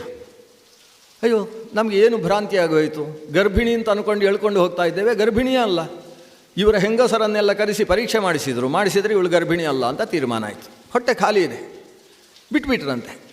ಆದರೆ ವಿಶೇಷ ಏನು ಕಥೆ, ಅದನ್ನು ಧೌಮ್ಯರು ಹೇಳ್ತಾರೆ ಪಾಂಡವರಿಗೆ. ನೋಡಿ, ಆ ಗರ್ಭದಲ್ಲಿದ್ದಂತಹ ಮಗು ತಾನು ಜಾರಿಕೊಂಡು ಅವಳ ತೊಡೆಯಲ್ಲಿ ವಾಸ ಮಾಡಿತು. ಯಾಕಂದರೆ ಈ ಹೈಹಯರು ಈಗ ಇನ್ನು ಹೊಟ್ಟೆಯಲ್ಲಿದ್ದರೆ ಬದುಕುವುದಕ್ಕೆ ಬಿಡುವುದಿಲ್ಲ ಅಂತ ತೀರ್ಮಾನಿಸಿದ ಮಗು ತಾನು ಊರುವಿನಲ್ಲಿ ಮತ್ತೆ 9 ತಿಂಗಳ ಕಾಲ, ಆಗಾಗಲೇ 8 ತಿಂಗಳಾಗಿತ್ತು, ಆಮೇಲೆ 9 ತಿಂಗಳುಗಳ ಕಾಲ ಆರುಷಿಯ ಊರುವಿನಲ್ಲಿದ್ದುಕೊಂಡು 9 ತಿಂಗಳ ನಂತರ ಊರುವನ್ನೇ ಒಡೆದುಕೊಂಡು ಹುಟ್ಟಿದಂತಹ ಮಗು. ಊರು ಅಂದರೆ ಸಂಸ್ಕೃತದಲ್ಲಿ ತೊಡೆ ಅಂತ ಅರ್ಥ. ತೊಡೆಯನ್ನು ಒಡೆದು ಹುಟ್ಟಿದ ಮಗು ಆದ್ದರಿಂದ ಅದಕ್ಕೆ ಔರ್ವ, ಊರುವಿನಿಂದ ಜನಿಸಿದವನಾದ್ದರಿಂದ ಅವನಿಗೆ ಔರ್ವ ಅಂತ ಹೆಸರು. ಇವ ಭಾರ್ಗವ ಗೋತ್ರದ ಮತ್ತೊಬ್ಬ ಪ್ರಧಾನ ಪುರುಷ. ಇವತ್ತು ಭಾರ್ಗವ ಗೋತ್ರದಲ್ಲಿಬ್ಬರು ಕಿವಿ ಮುಟ್ಟಿ ಹೇಳುವಾಗ ಭಾರ್ಗವ, ಚ್ಯಾವನ, ಔರ್ವ, ಆಪ್ನವಾನ, ಜಾಮದಗ್ನಿಯ, ಪಂಚಾರ್ಷೇಯ ಪ್ರವರಾನ್ವಿತ ಅಂತ ಈ 5 ಋಷಿಗಳನ್ನು ಉಲ್ಲೇಖ ಮಾಡ್ತಾರೆ. ಅಂತಹ ಔರ್ವ, ಅವನಿಗೆ ಕಾಲಕೇಯರ ಮೇಲೆ ಮತ್ತು ಈ ಹೈಹಯರ ಮೇಲೆ ಎಷ್ಟು ಸಿಟ್ಟು ಬಂತು ಅಂತೇಳಿದರೆ, ಇವರನ್ನೆಲ್ಲ ಸುಟ್ಟು ಹಾಕಬೇಕು ಅಂತ ನಾನು ದೇವರ ಪ್ರಾರ್ಥನೆ ಮಾಡ್ತಾನೆ. ತಪಸ್ಸು, ಆದರೆ ತಪಸ್ಸು ಸಿಟ್ಟಿನ ತಪಸ್ಸು. ಸಿಟ್ಟಿನಿಂದ ಮಾಡಿದ ತಪಸ್ಸಿನ ಕಾರಣದಿಂದ ಔರ್ವನಲ್ಲಿ ಬೆಂಕಿ ಹುಟ್ಟಿದಂತೆ, ಸಿಟ್ಟಿನ ಬೆಂಕಿ, ಕ್ರೋಧಾಗ್ನಿ ಅನ್ನೋದು ಆವಿರ್ಭವಿಸಿತು. ಆ ಕ್ರೋಧಾಗ್ನಿಯಿಂದ ಆತ ಕಾರ್ತವೀರ್ಯ ಪ್ರಭೃತಿಗಳ ಆಸ್ಥಾನಕ್ಕೆ ಹೋಗಿ ಅಲ್ಲಿ ತನ್ನ ಕಣ್ಣು ಬಿಟ್ಟು ಅವರನ್ನು ಸಾಯಿಸಬೇಕು ಅಂತ ಯೋಚಿಸಿದ. ತನ್ನ ಅಪ್ಪನಾದ ಚ್ಯವನ ಹೇಗೆ ತಾನು ದೃಷ್ಟಿ ಮಾತ್ರದಿಂದ ಪುಲೋಮನೆಂಬ ರಕ್ಕಸನನ್ನು ಸಾಯಿಸಿದ್ದನೋ ಹಾಗೆ ತಾನು ಇಡೀ ಹೈಹಯ ವಂಶವನ್ನು ಸುಟ್ಟು ಬಿಡಬೇಕು ಅಂತ ಹೊರಟರೆ ಮೂಲ ಪುರುಷನಾದ ಭೃಗು ಬಂದು ತಡೀತಾರೆ. ನಮ್ಮ ಗೋತ್ರದವ್ರದ್ದೆಲ್ಲ ಸಿಟ್ಟು ಜಾಸ್ತಿ ಆಯಿತು ಅಂತ ಹೇಳ್ತಾನೆ ಅವ. ಭಾರ್ಗವ ಗೋತ್ರದವರು ಸಿಟ್ಟಿನವರೇ ಇರುವುದು ಜಾಸ್ತಿಯವರು. ಆದರೆ ಈ ನಿನ್ನ ಸಿಟ್ಟು ಇದನ್ನು ನಿಲ್ಲಿಸು. ನೀನು ನಮ್ಮ ಜನ್ಮಾಂತರದ ಕರ್ಮಕ್ಕೆ ಅನುಗುಣವಾಗಿ ಒಬ್ಬ ಮತ್ತೊಬ್ಬರನ್ನು ಸಾಯಿಸ್ತಾನೆ. ಸತ್ತ ಕಾರಣದಿಂದ ಇಡೀ ವಂಶವನ್ನೇ ಸುಟ್ಟು ಬಿಡ್ತೇನೆ ಅಂತ ಆಲೋಚನೆ ಮಾಡುವುದು ತಪ್ಪು. ಇವತ್ತು ದುಷ್ಟರು ಸತ್ತು ಶಿಷ್ಟರು ಇದ್ದಾರೆ ಹೈಹಯ ವಂಶದಲ್ಲಿ. ಎಲ್ಲ ಹೈಹಯರೂ ಕೂಡ ದುಷ್ಟರಲ್ಲ, ಸಾಯಿಸಬೇಡ ಅಂತ ಹೇಳ್ತಾರೆ. ಆವಾಗ ಇವು ಹೇಳ್ತಾನೆ, ನನ್ನಲ್ಲಿ ಸಿಟ್ಟಿದೆ, ಸಿಟ್ಟು ನನ್ನನ್ನೇ ಸುಡ್ತಾ ಇದೆ, ಈ ಬೆಂಕಿಯನ್ನು ಏನು ಮಾಡಬೇಕು ಅಂತ. ಆವಾಗ ಭೃಗುಗಳು ಹೇಳ್ತಾರೆ, ಅದನ್ನು ಕೊಂಡೋಗಿ ಸಮುದ್ರದಲ್ಲಿ ಹಾಕು. ಯಾಕಂದರೆ ನೀನು ಪಕ್ಕದಲ್ಲಿರುವ ಗಂಗೆಯಲ್ಲಿ ಬಿಟ್ಟರೆ ಗಂಗೆಯೇ ಪೂರ್ತಿ ಖಾಲಿಯಾಗಿ ಹೋದಿತ್ತು, ಊರಿಗೆ ನಾಶ ಹಾಳಾಗ್ತದೆ, ಸಮುದ್ರದಲ್ಲಿ ಹೋಗಿ ಹಾಕು. ಹೀಗೆ ಔರ್ವ ತನ್ನಲ್ಲಿದ್ದಂತಹ ಕ್ರೋಧಾಗ್ನಿಯನ್ನು ತಾನು ನರಸಿಂಹ ಮಂತ್ರವನ್ನು ಜಪಿಸ್ತಾ ಮನ್ಯು ಸೂಕ್ತವನ್ನು ಪಠಿಸಿಕೊಂಡು ಸಮುದ್ರದಲ್ಲಿ ಬಿಟ್ಟ. ಸಮುದ್ರದಲ್ಲಿ ಬಿಟ್ಟ ಔರ್ವನ ಬೆಂಕಿಗೆ ಔರ್ವಾನಲ ಅಂತ ಹೆಸರು. ಅದನ್ನಿವತ್ತು ಬಾಡವಾಗ್ನಿ ಅಥವಾ ವಾಡವಾಗ್ನಿ ಅನ್ನುವ ಶಬ್ದದಿಂದ ಕರೀತಾರೆ. ಸಮುದ್ರದಲ್ಲಿ ಅತಿಶಯಿತವಾದ ಜಲಪ್ರವಾಹ ಉಂಟಾದಾಗ, ಎಲ್ಲ ನದಿಗಳು ತುಂಬಿ ತುಳುಕಿ ಸಮುದ್ರದ ಕಡೆಗೆ ಬಂದಾಗ ಆ ಜಾಸ್ತಿಯಾದ ನೀರನ್ನು ಸುಟ್ಟು ಹಾಕತಕ್ಕಂತಹ ಅಗ್ನಿಯಾಗಿ ಅದು ಲೋಕೋಪಕಾರಕವಾಗಿ ನಿಂತಿತು. ಅದು ಔರ್ವಾನಲ ಅಂತ ಕರೆಸಿಕೊಳ್ಳುತ್ತದೆ. ಹೀಗೆ ಸಮುದ್ರದ ಅಗ್ನಿಯನ್ನು ಕೊಟ್ಟಂತಹ ವಂಶ ಭೃಗುವಂಶ. ಅಂತಹ ಶ್ರೇಷ್ಠನಾದ ಔರ್ವನೂ ಕೂಡ ಆ ಊರುವಿನಲ್ಲಿ 9 ತಿಂಗಳು ಕಾಯಬೇಕಾಗಿ ಬಂತು. ನೀನು 12 ತಿಂಗಳು ಕಾದರೆ ಆಯಿತು ಅಷ್ಟೇ. ಒಂದು ಸಂದರ್ಭದಲ್ಲಿ ಇಂದ್ರನೂ ಕೂಡ ಸಮುದ್ರದ ಮಾನಸ ಸರೋವರಕ್ಕೆ ಓಡಿದ.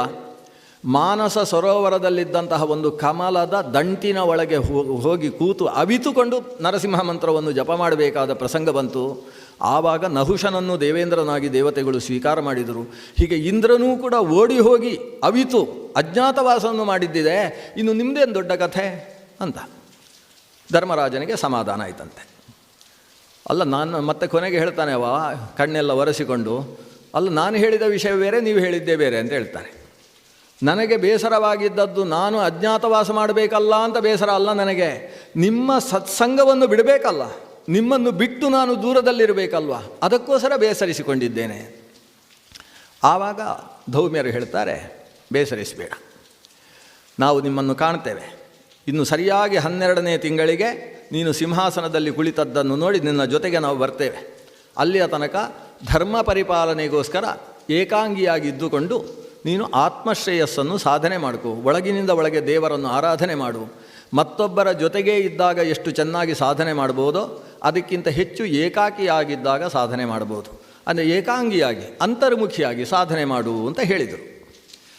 ಇಷ್ಟಾಗುವಾಗ ಎಲ್ಲರೂ ಗಂಟಮೂಟೆ ಕಟ್ಟಿಕೊಂಡು ಹೊರಟರಂತೆ. ಬಂದು 80,000 ಮತ್ತು 10,000 ಜನ ಯಾರಿದ್ದಾರೆ ಅವರೆಲ್ಲ ಹೊರಟಿದ್ದಾರೆ. ಅವರು ಹೇಳ್ತಾರೆ ಧರ್ಮರಾಜನ ಹತ್ರ, ನಾವು ನಿನ್ನೆ ಹೊರಡುವುದು ಮೊನ್ನೆ ಹೊರಡುವುದು ಅಂತ ಎಲ್ಲ ಮಾತಾಡಿಕೊಳ್ತಾ ಇದ್ದೇವೆ, ಆದರೆ ನಾವು ಹೊರಡುವಾಗ ನಿನ್ನ ಕಣ್ಣಲ್ಲಿ ನೀರು ಬರ್ತದೆ ಅಂತ ಅದನ್ನು ನೋಡಿ ಸಹಿಸಿಕೊಳ್ಳಲಾರದೆ ಇವತ್ತಿನ ತನಕ ಇಲ್ಲಿದ್ದೇವೆ. ನೀನು ಅನುಜ್ಞೆ ಕೊಡಬೇಕು, ಅಥವಾ ನೀನು ಅನುಜ್ಞೆ ಕೊಡದೇ ಹೋದರೂ ನಾವು ಹೊರಡ್ತೇವೆ. ಅಜ್ಞಾತವಾಸಕ್ಕೆ ನಮ್ಮನ್ನು ಕರ್ಕೊಂಡು ಹೋದರೆ ಅದು ನಡೆಯುವುದಿಲ್ಲ ನಿಮ್ಮ ಅಜ್ಞಾತವಾಸ ಅಂತ ಹೇಳಿ ಅವರು ತಾವಾಗಿ ಹೊರಡುವಾಗ ಧರ್ಮರಾಜ ಹೇಳಿದ, ಎಲ್ಲೆಲ್ಲೋ ಹೋಗಬೇಡಿ, ಪಾಂಚಾಲ ದೇಶಕ್ಕೆ ಹೋಗಿ ಅಥವಾ ದ್ವಾರಕೆಗೆ ಹೋಗಿ. ಒಂದು 3 ಕಡೆ ಹೇಳ್ತಾನೆವ. ಆ ಕಡೆ ಕಳಿಂಗಕ್ಕೆ ಹೋಗಬೇಡಿ, ಈ ಕಡೆ ಮಾಗಧಕ್ಕೆ ಹೋಗಬೇಡಿ, ಆ ಕಡೆ ಹಸ್ತಿನಾಪುರಕ್ಕೂ ನೀವು ಹೋಗಬೇಡಿ, ಈ ಕಡೆ ಹೋಗಿ ಅಂತ. ಅಲ್ಲಿ ನಿಮ್ಮನ್ನು ಚೆನ್ನಾಗಿ ನೋಡಿಕೊಳ್ತಾರೆ, ಆ ಪ್ರದೇಶಕ್ಕೆ ಹೋಗಿ ಇಂತ ಅವರಿಗೆ ಮಾರ್ಗದರ್ಶನವನ್ನು ಮಾಡ್ತಾನೆ. ಇವರು ಹೇಳ್ತಾರೆ, ನಮ್ಮ ಮನೆಗೆ ಹೋಗ್ತೇವೆ ನಾವು. ಮನೆಗೆ ಹೋದ ಮೇಲೆ ಅಲ್ಲಿರುವುದು ಸರಿಯಾಗುವುದಿಲ್ಲ, ಅಲ್ಲಿಯ ಸರ್ಕಾರ ಸರಿ ಇಲ್ಲ ಅಂತ ಅನಿಸಿದರೆ ಆಮೇಲೆ ಬೇರೆ ಸರ್ಕಾರ ಇದ್ದಲ್ಲಿಗೆ ಹೊರಡ್ತೇವೆ. ಅಂತೂ ಸದ್ಯಕ್ಕೆ ನಮ್ಮ ಮನೆಗೆ ಹೊರಡ್ತೇವೆ ಅಂತ ಅವರು ಹೊರಟರು. ಇನ್ನು ಉಳಿದದ್ದು ಯಾರು? ಧೌಮ್ಯರಿದ್ದಾರೆ, ಕುಲಪುರೋಹಿತರು. ಜೊತೆಗೆ ಈ 5 ಜನರಿಗೆ 5 ಸಾರಥಿಗಳು, ಅವರ ರಥ ಸಾರಥಿ. ವನವಾಸದಲ್ಲೂ ರಥ ಇತ್ತು, ಸಾರಥಿ ಇತ್ತು. ಇದನ್ನು ನಾವು ತಿಳ್ಕೊಳ್ಬೇಕು. ಬಹಳಷ್ಟು ಸಂದರ್ಭದಲ್ಲಿ ಅದು ಉಪಯೋಗಕ್ಕೆ ವನವಾಸದಲ್ಲಿ ಬಂದಿದೆ. ಹಿಂದೆ ಜಯದ್ರಥ ದ್ರೌಪದಿ ದೇವಿಯನ್ನು ಅಪಹರಿಸುವಾಗಲೂ ರಥದ ಉಪಯೋಗ ಬಂದದ್ದನ್ನು ನಾವು ಕಂಡಿದ್ದೇವೆ. ಈ ಸಾರಥಿಗಳ ಹತ್ರ ಧರ್ಮರಾಜ ಹೇಳ್ತಾನೆ, ನೀವು ರಥವನ್ನು ತೆಗೆದುಕೊಂಡು ಪಾಂಚಾಲ ದೇಶಕ್ಕೆ ಹೋಗಿ. ನಾವು ಧೌಮ್ಯರ ಜೊತೆಗೆ ಕುಳಿತು ಕೆಲವು ಮಾತನಾಡುವ ವಿಷಯಗಳಿದ್ದಾವೆ. ಇವರ ಅನುಮತಿಯನ್ನು ಪಡೆದಂತಹ ಸಾರಥಿಗಳು ಕೂಡ ಹೊರಟರು. ಧೌಮ್ಯರನ್ನು ಕರೆದುಕೊಂಡು ಕಾಡಿನಿಂದ ಕಾಡಿಗೆ ನಡ್ಕೊಂಡು ಹೋಗ್ತಾರೆ. ಯಾಕೆ ಕಾಡಿನಿಂದ ಕಾಡಿಗೆ ನಡ್ಕೊಂಡು ಹೋಗ್ತಾ ಇರುವುದು ಯಾಕೆ ಅಂದರೆ ಭೀಮಸೇನ ಎಲ್ಲರ ಹಿಂದೆ, ಇವರೆಲ್ಲ ಮುಂದೆ. ಭೀಮಸೇನ ಹಿಂದೆ ಯಾಕೆ ಅಂದರೆ ದುರ್ಯೋಧನನ ಕೆಲವು ಅನುಚರರಿದ್ದಾರೆ ಅಂತ ಗೊತ್ತಿದೆ. ಇವರು ಅಜ್ಞಾತವಾಸಕ್ಕೆ ಯಾವ ಊರಿಗೆ ಹೋಗ್ತಾರೆ ಅಂತೇಳಿ ನೋಡುವುದಕ್ಕೋಸ್ಕರ ಗೂಢಚಾರರನ್ನು ಕಳಿಸಿದ್ದಾರೆ. ಇವರು ಏನು ಚಿಂತನೆ ಮಾಡ್ತಾರೆ, ಯಾವ ಊರಿಗೆ ಹೊರಡ್ತಾರೆ ಅದನ್ನೆಲ್ಲ ತಿಳಿದುಕೊಂಡು ಬರುವುದಕ್ಕೋಸ್ಕರ ಬಂದವರು. ಅವರ ಕಣ್ಣು ತಪ್ಪಿಸುವ ಕೆಲಸ ನಡೆಯಿತು. ಅಂತೂ ಅವರ ಕಣ್ಣು ತಪ್ಪಿತು ಅನ್ನುವುದನ್ನು ಭೀಮಸೇನ ದೃಢಪಡಿಸಿದ. ಯಾರೂ ವ್ಯಕ್ತಿಗಳಿಲ್ಲದೇ ಇದ್ದಂತಹ ಪ್ರದೇಶಕ್ಕೆ ಬಂದಿದ್ದೇವೆ. ಒಂದು ಆಲದ ಮರದ ಅಡಿಯಲ್ಲಿ ಕುಳಿತುಕೊಳ್ತಾರೆ. ಧರ್ಮರಾಜ ಹೇಳ್ತಾನೆ, ಯಾವ ಊರಿನಲ್ಲಿ ನಾವು ಅಜ್ಞಾತವಾಸ ಮಾಡುವುದು? ಆಗ ಅರ್ಜುನ ಹೇಳ್ತಾನೆ, ನಾವು ಈ ಈಶಾನ್ಯದ ದಿಕ್ಕಿಗೆ ಹೋದ್ವಿ ಅಂತಾದರೆ ಅಲ್ಲಿ ಶೂರಸೇನ ದೇಶ ಸಿಗ್ತದೆ. ಶೂರಸೇನ ದೇಶದಿಂದ ಸ್ವಲ್ಪ ಕೆಳಗೆ ಹೋದರೆ ಮತ್ಸ್ಯ ದೇಶ, ವಿರಾಟ ನಗರ ಅದು ಸಿಗ್ತದೆ. ಅದಕ್ಕಿಂತ ಕೆಳಗೆ ಹೋಯಿತು ಅಂತೇಳಿದರೆ ಕಳಿಂಗ ದೇಶಾದಿಗಳಿಗೆ ನಾವು ತಿರುಗಿ ಬರ್ಬೋದಾಗ್ತದೆ.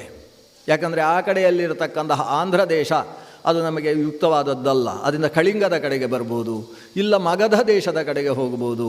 ಈ ಕಡೆ ಹೋಯಿತು ಅಂತೇಳಿದರೆ ಪ್ರಾಗ್ಜ್ಯೋತಿಷದ ಕಡೆಗೂ ಹೋಗ್ಬೋದು. ಹಿಮಾಲಯದ ತಪ್ಪಲಿನಲ್ಲಿ ನಾವು ವಾಸ ಮಾಡ್ಬೋದು. ಆದ್ದರಿಂದ ಈ ದೇಶಗಳಲ್ಲಿ ನಿನಗೆ ಯಾವುದು ಇಷ್ಟ ಆಗ್ತದೆ ಹೇಳು, ಅಲ್ಲಿ ಹೋಗಿ ವ್ಯವಸ್ಥೆ ಮಾಡುವ. ಅಂದರೆ ಅಜ್ಞಾತವಾಸದ ವ್ಯವಸ್ಥೆ ಹೇಗಿರ್ತದೆ ಅಂದರೆ ಯಾವುದೋ ಗುಹೆಯಲ್ಲಿ ಅಜ್ಞಾತವಾಸ ಮಾಡುವ ಹಾಗಿಲ್ಲ. ಅಜ್ಞಾತವಾಸ ಅನ್ನುವುದಕ್ಕೂ ಕೆಲವು ನಿಯಮಗಳುಂಟು.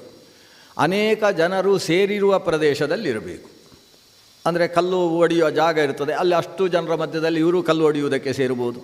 ಅಥವಾ ಸ್ಮಶಾನಕ್ಕೆ ಸಿಕ್ಕಾಬಟ್ಟೆ ಜನ ಬರ್ತಾರೆ, ಇವರು ಸ್ಮಶಾನದಲ್ಲಿ ಹೋಗಿ ಅಜ್ಞಾತವಾಸವನ್ನು ಮಾಡ್ಬೋದು. ಸ್ಮಶಾನದಲ್ಲಿ ಅಡಗಿ ಕೂತ್ಕೊಳ್ಳುವ ಹಾಗಿಲ್ಲ, ಅಲ್ಲಿ ಕೆಲಸ ಮಾಡಿಕೊಂಡೇ ಇರಬೇಕು.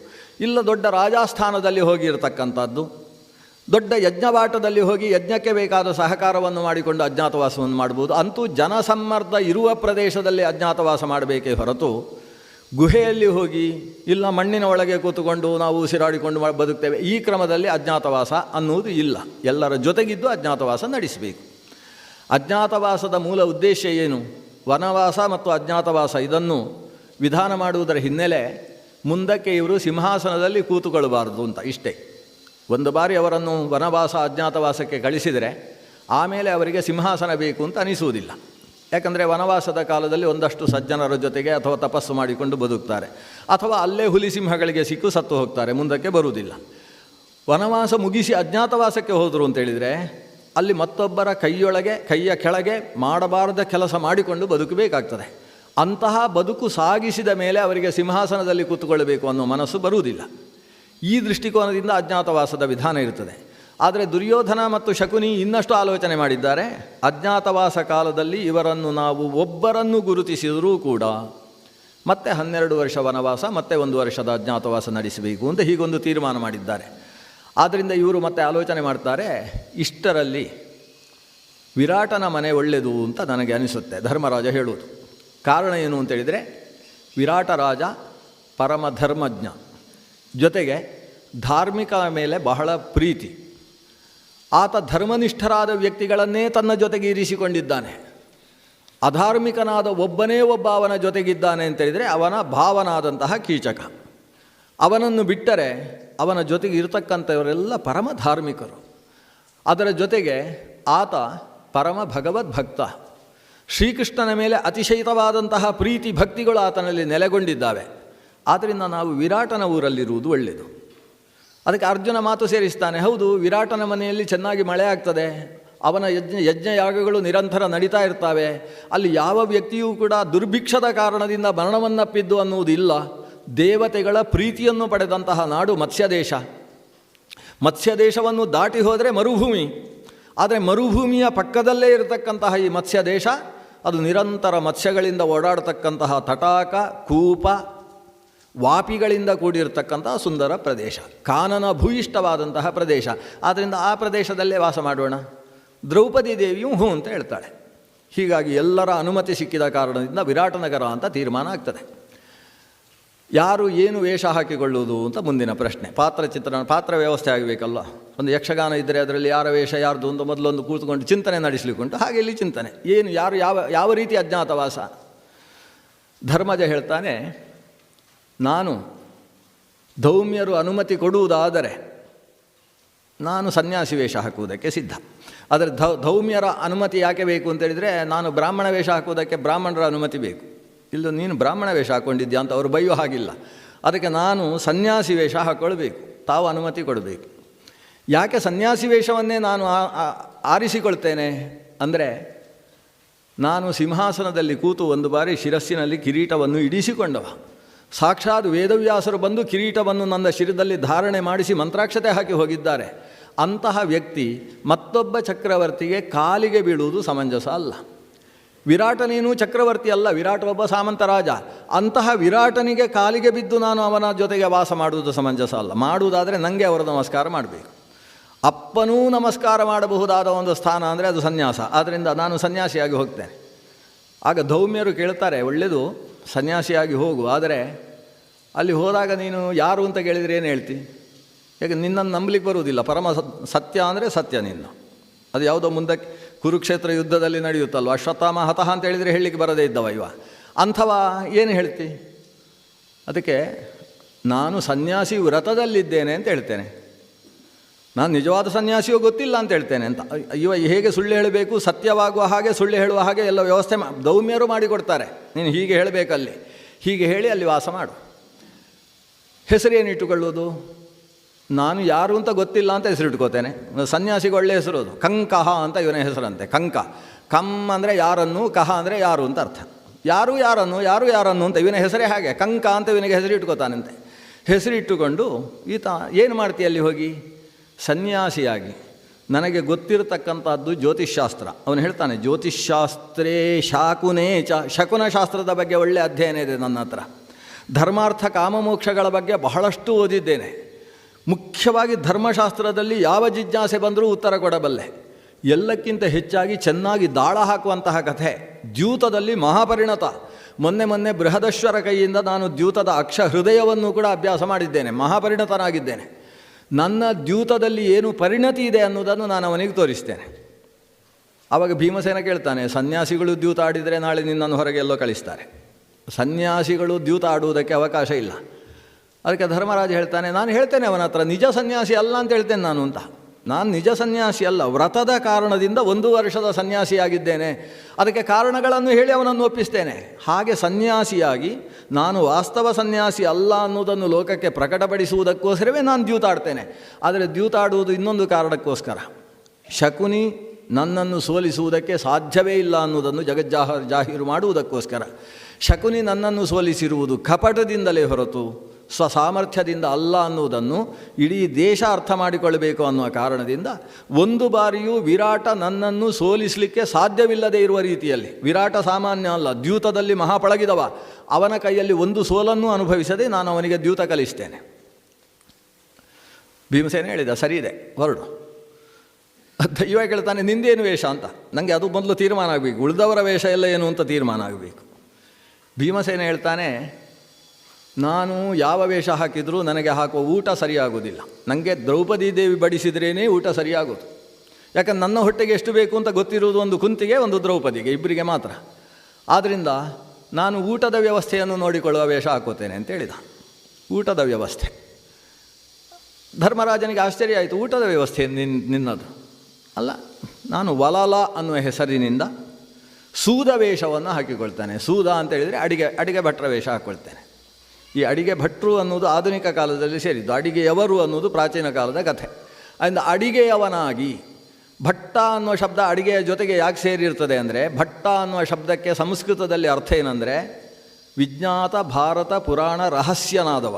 ಅಂದರೆ ಭಾರತ ಪುರಾಣ ಇತ್ಯಾದಿಗಳ ರಹಸ್ಯವನ್ನು ಯಾರು ತಿಳಿದಿದ್ದಾನೆ ಅಂಥವನನ್ನು ಭಟ್ಟ ಇತ್ಯಭಿವದಂತಿ ಜನಾಹ ವಿನೀತಂ. ವಿನೀತನಾಗಿದ್ದು ಶಾಸ್ತ್ರದ ರಹಸ್ಯವನ್ನು ತಿಳಿದರೆ ಅಂಥವರನ್ನು ಭಟ್ಟ ಅಂತ ಕರೆಯುವುದು. ಭಟ್ಟ ಶಬ್ದದ ಅರ್ಥವೇ ಅದು. ಭಟ್ ಇತ್ತ ತದ್ವಪುಷೇಧಾಯೀತ ವೇದದಲ್ಲಿ ಭಟ್ ಶಬ್ದ ಬರ್ತದೆ. ಭಟ್ ಅಂದರೆ ಎಲ್ಲ ಶಾಸ್ತ್ರ ರಹಸ್ಯ. ಸಪ್ತಶಿವಾಸು ಮಾತೃಷು ಮಾತರಿಶ್ವ ಅಂತ. ಅವನು 7 ಬಗೆಯದ್ದಾದ ವಿಶಿಷ್ಟ ಶಾಸ್ತ್ರಗಳಲ್ಲಿ ಚೆನ್ನಾಗಿ ಓಡಾಡತಕ್ಕಂತಹ ವ್ಯಕ್ತಿತ್ವವನ್ನೇ ಭಟ್ಟ ಅಂತ ಕರಿಬೇಕು ಅಂತ ಶಾಸ್ತ್ರದಲ್ಲಿ ಮಾತಿದೆ. ಯಾರು ಅಡಿಗೆ ಮಾಡ್ತಾನೆ ಅವನಿಗೊಂದು ವಿಶಿಷ್ಟವಾದ ಮಹತ್ವ ಇದೆ. ಏನು ಮಹತ್ವ ಅಂದರೆ, ಅವ ಯಾರಿಗೂ ನಮಸ್ಕಾರ ಮಾಡಬೇಕಾಗಿಲ್ಲ. ಅಡಿಗೆ ಮಾಡುವ ವ್ಯಕ್ತಿ ಯಾರಿಗೂ ನಮಸ್ಕಾರ ಮಾಡಲಿಕ್ಕಿಲ್ಲ. ಹಾಗೆಂತೇಳಿ ಅಡಿಗೆ ಮಾಡುವವರಿಗೂ ನಮಸ್ಕಾರ ಮಾಡಬೇಕಾಗಿಲ್ಲ. ಹೋಗಿ ರಗಳೆ ಮಾಡಬಾರ್ದು. ಅಡುಗೆ ಮಾಡುವಾಗ ಒಗ್ಗರಣೆ ಹಾಕ್ತಾ ಇರ್ತಾರೆ, ಒಂದು ನಮಸ್ಕಾರ ಬನ್ನಿ ಆಶೀರ್ವಾದ, ಅಲ್ಲಿ ಒಗ್ಗರಣೆ ಕರಟಿ ಹೋಗ್ತದೆ. ಅವರಿಗೆ ನಮಸ್ಕಾರ ಮಾಡುವ ಕೆಲಸವೂ ಇಲ್ಲ, ಅವರು ಯಾರಿಗೂ ನಮಸ್ಕಾರ ಮಾಡಬೇಕಾಗಿಲ್ಲ. ಶೂದ್ರ ವೇಷ ಸೂದ ವೇಷ ಅಂತ, ಆ ವೇಷದಲ್ಲಿರತಕ್ಕಂತಹ ವ್ಯಕ್ತಿಗೆ ನಮಸ್ಕಾರ ಮಾಡುವುದಕ್ಕೆ ಯಾರೂ ಹೋಗಲಿಕ್ಕಿಲ್ಲ, ಅವರದ್ದು ಅವರ ಕೆಲಸ. ಆದರೆ ಆ ಅಡಿಗೆ ಮಾಡುವಂತಹ ವ್ಯಕ್ತಿಗೆ ವಿಶಿಷ್ಟವಾದ ಮರ್ಯಾದೆ, ಅವರನ್ನು ಯಾವತ್ತೂ ಹೀಯಾಳಿಸುವ ಹಾಗಿಲ್ಲ. ಅನ್ನಂನ ನಿಂದ್ಯಾತ ಅಂತ ಒಂದು ಶಾಸ್ತ್ರದಲ್ಲಿ ವ್ರತ ಇದೆ. ಅನ್ನಕ್ಕೆ ಏನಾದರೂ ಸರಿ ಬೆಂದಿದೆ ಬೇಯಲಿಲ್ಲ ಅದನ್ನು ಯದ್ವಾ ಹೀಯಾಳಿಸಿಕೊಂಡು ಊಟ ಮಾಡಬಾರ್ದು. ಏನು ಎಡವಟ್ಟ ಅನ್ನ ಮಾಡಿ ಹಾಕಿದ್ದಿ, ಈ ಅನ್ನವನ್ನು ಊಟ ಮಾಡುವುದಕ್ಕೆ ದೇವರು ಕೊಟ್ಟ 2 ಕೈ ಸಾಕಾಗುವುದಿಲ್ಲ, ನನಗೊಂದು 4 ಅಥವಾ 5 ಕೈ ಕೊಡಬೇಕಿತ್ತು.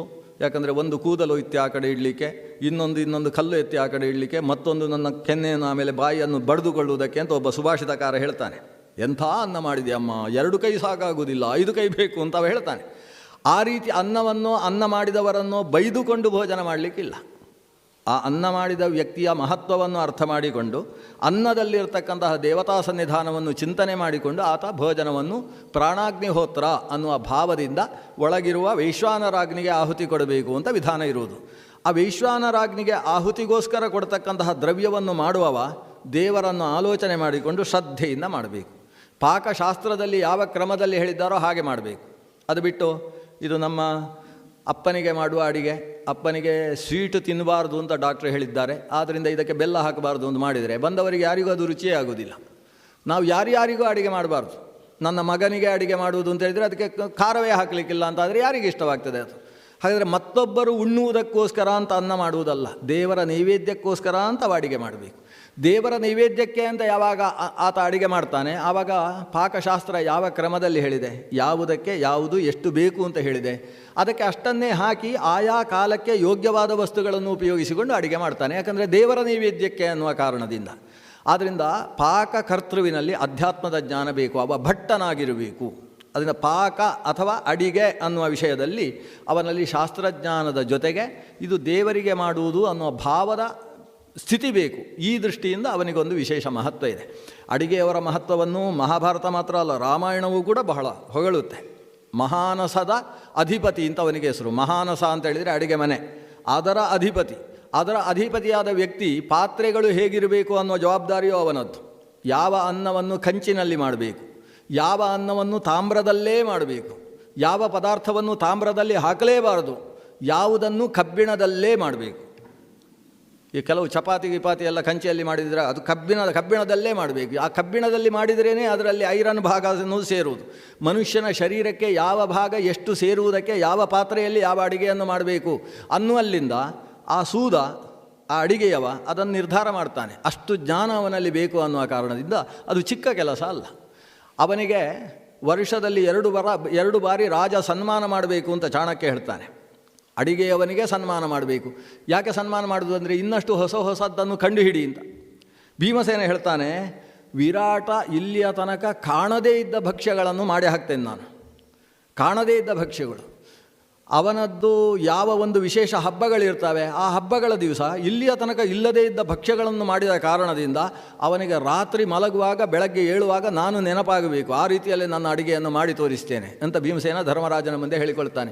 ಧರ್ಮರಾಜ ತಾನು ಕೆನ್ನೆ ತತ್ತಿಕೊಂಡು ಅಬ್ಬೊಬ್ಬ ನೀನು 1 ಬಾರಿ ಅಡಿಗೆ ಮಾಡಿದ್ದು ನೋಡಲಿಲ್ಲ ನಾನು. ಅದಕ್ಕೆ ಕೃಷ್ಣ ಹೇಳ್ತಾನೆ, ಅದಕ್ಕೆ ಭೀಮ ಹೇಳ್ತಾನೆ, ಅದಕ್ಕೋಸ್ಕರವೇ ನಾನು ಅಡಿಗೆ ಜವಾಬ್ದಾರಿ ತಗೊಳ್ತಾ ಇರೋದು.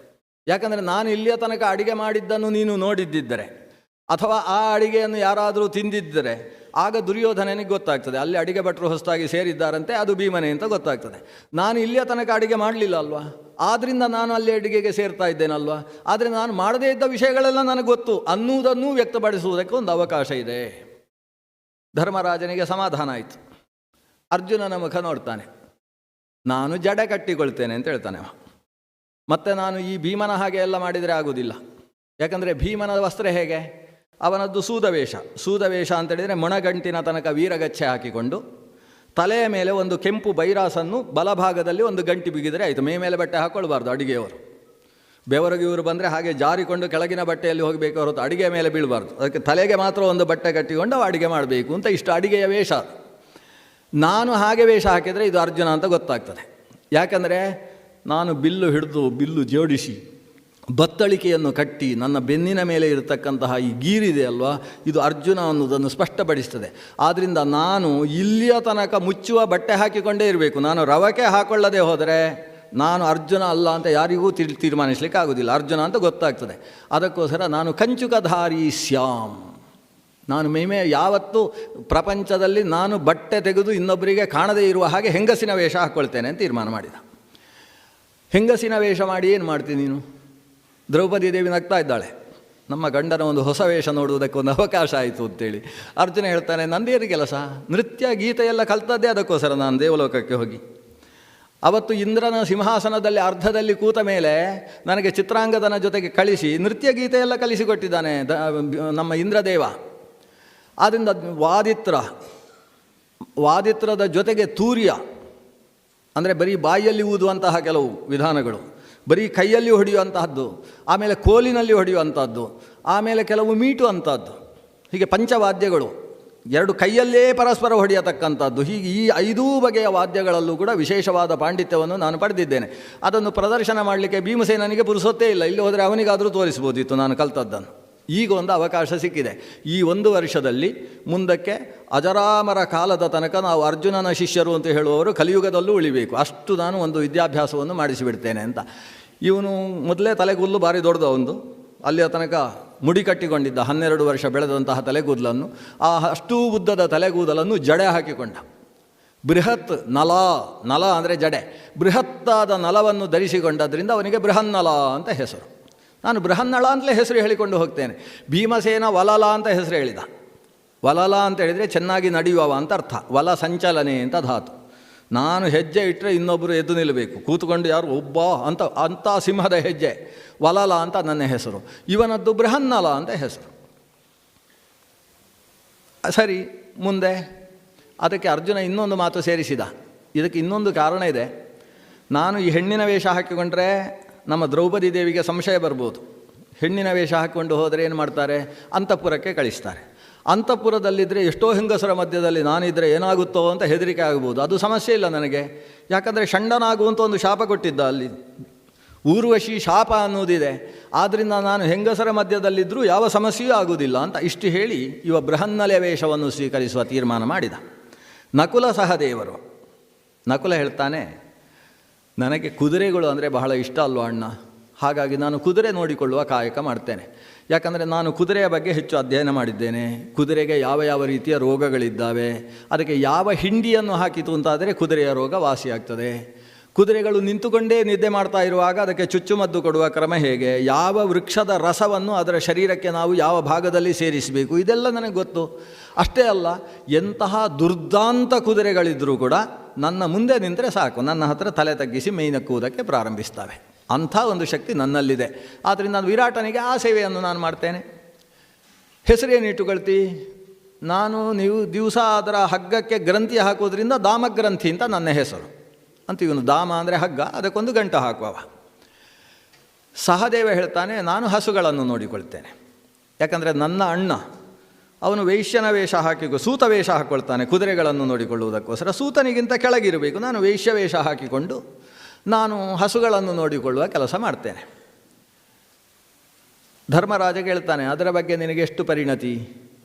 ಇವನು ಹೇಳ್ತಾನೆ, ನಾನು ದ್ರೌಪದಿ ದೇವಿಯ ವ್ಯವಸ್ಥೆಯಲ್ಲಿ ಇಂದ್ರಪ್ರಸ್ಥದಲ್ಲಿರುವಾಗ ಹಸುಗಳನ್ನು ನೋಡಿಕೊಳ್ಳುವ ಜವಾಬ್ದಾರಿ ನಿರ್ವಹಿಸಿದ್ದೇ ನಾನು. ಧರ್ಮರಾಜನಿಗೆ ಗೊತ್ತಿಲ್ಲ, ವ್ಯವಸ್ಥೆ ಎಲ್ಲ ದ್ರೌಪದಿಗೆ ಗೊತ್ತಿರೋದು. ಈ ಮನೆ ಒಳಗಿನ ಎಲ್ಲ ಜವಾಬ್ದಾರಿಯೂ ದ್ರೌಪದಿಗೆ ಬಿಟ್ಬಿಟ್ಟಿದ್ರು. ನಾನೇ ನೋಡಿಕೊಳ್ತಿದ್ದದ್ದು.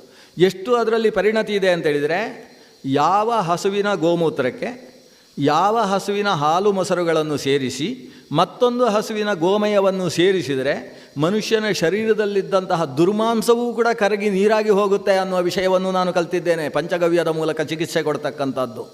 ಅಷ್ಟೇ ಅಲ್ಲ, ಕೆಲವೊಂದು ವೃಷಭಗಳು, ಧರ್ಮರಾಜನಿಗೆ ಹೇಳುವುದು ನನ್ನ ಪರಿಣತಿ ಅಸಾಮಾನ್ಯ. ಕೆಲವೊಂದು ಎತ್ತುಗಳಿದ್ದಾವೆ, ಆ ಎತ್ತುಗಳ ಗೋಮೂತ್ರವನ್ನು, ಎತ್ತುಗಳ ಮೂತ್ರವನ್ನು, ಅದಕ್ಕೆ ಗೋಮೂತ್ರ ಸಂಸ್ಕೃತದಲ್ಲಿ ಗೋ ಶಬ್ದ ಪುಲ್ಲಿಂಗದಲ್ಲೂ ಇದೆ, ಸ್ತ್ರೀಲಿಂಗದಲ್ಲೂ ಇದೆ. ಅಂತಹ ಗೋವೃಷಭದ ಮೂತ್ರವನ್ನು ಬಂಜೆಯರಾದ ಹೆಣ್ಣು ಮಕ್ಕಳು ಆಘ್ರಾಣನ ಮಾಡಿದರೆ ಸಾಕು, ಮಕ್ಕಳನ್ನು ಹೆರ್ತಾರೆ. ಅಂಥ ಗೋವುಗಳ ಬಗ್ಗೆ ನನಗೆ ಜ್ಞಾನ ಇದೆ. ಇದೆಲ್ಲ ಮಹಾಭಾರತದಲ್ಲಿ ವಿವರಣೆ ಕೊಟ್ಟಿದ್ದಾರೆ. ಯಾವ ಎತ್ತಿನ ಮೂತ್ರದಲ್ಲಿ ಏನು ಶಕ್ತಿ ಇದೆ. ಆನಡುಹ ಗೋಮಯಕ್ಕೆ ಫಲವೇ ಬೇರೆ, ಗೋಮಯಕ್ಕೆ ಫಲವೇ ಬೇರೆ. ಚೌಲ ಸಂಸ್ಕಾರವನ್ನು ಮಾಡಿ ತಲೆಗೆ ಯಾವಾಗ ಕತ್ತಿಯನ್ನು ತಾಗಿಸ್ತೇವೆ, ಕತ್ತಿಯನ್ನು ತಾಗಿಸಿದ ಜಾಗಕ್ಕೆ ಗೋಮಯವನ್ನು ಲೇಪನ ಮಾಡುವುದಲ್ಲ, ಆನಡುಹ ಗೋಮಯ, ಎತ್ತಿನ ಗೋಮಯವನ್ನು ಅಲ್ಲಿಗೆ ಲೇಪನ ಮಾಡಿತು ಅಂತಾದರೆ ಅವನಿಗೆ ಯಾವ ನಂಜೂ ಆಗುವುದಿಲ್ಲ ಅನ್ನುವುದನ್ನು ಆಯುರ್ವೇದ ಶಾಸ್ತ್ರ ಹೇಳ್ತದೆ. ಅದನ್ನೆಲ್ಲ ಈತ ವಿವರಣೆ ಕೊಡ್ತಾನೆ. ಇಷ್ಟು ಗೋವುಗಳ ಬಗ್ಗೆ ಜ್ಞಾನ ಇದೆ ನನಗೆ. ಜೊತೆಗೆ ಯಾವ ಹಸು ಎಷ್ಟು ಬಾಯಿ ಈರ್ತದೆ ಅದರ ಕೊಂಬನ್ನು ನೋಡಿ ಹೇಳ್ತೇನೆ ನಾನು. ಇದು ಎಷ್ಟು 9 ಕರುವಿಗೆ ಜನ್ಮ ಕೊಟ್ಟ ತಾಯಿ ಇದು, ಇದಕ್ಕೆ ಇನ್ನೂ 12 ಜನ್ಮ ಕೊಡುವುದಕ್ಕೆ ಅವಕಾಶ ಇದೆ, ಅದನ್ನು ನೋಡಿ ನಾನು ಹೇಳಬಲ್ಲೆ. ವರ್ಷಕ್ಕೊಂದು ಕರುವನ್ನು ಒಂದು ಹಸು ಹಾಕಲೇಬೇಕು.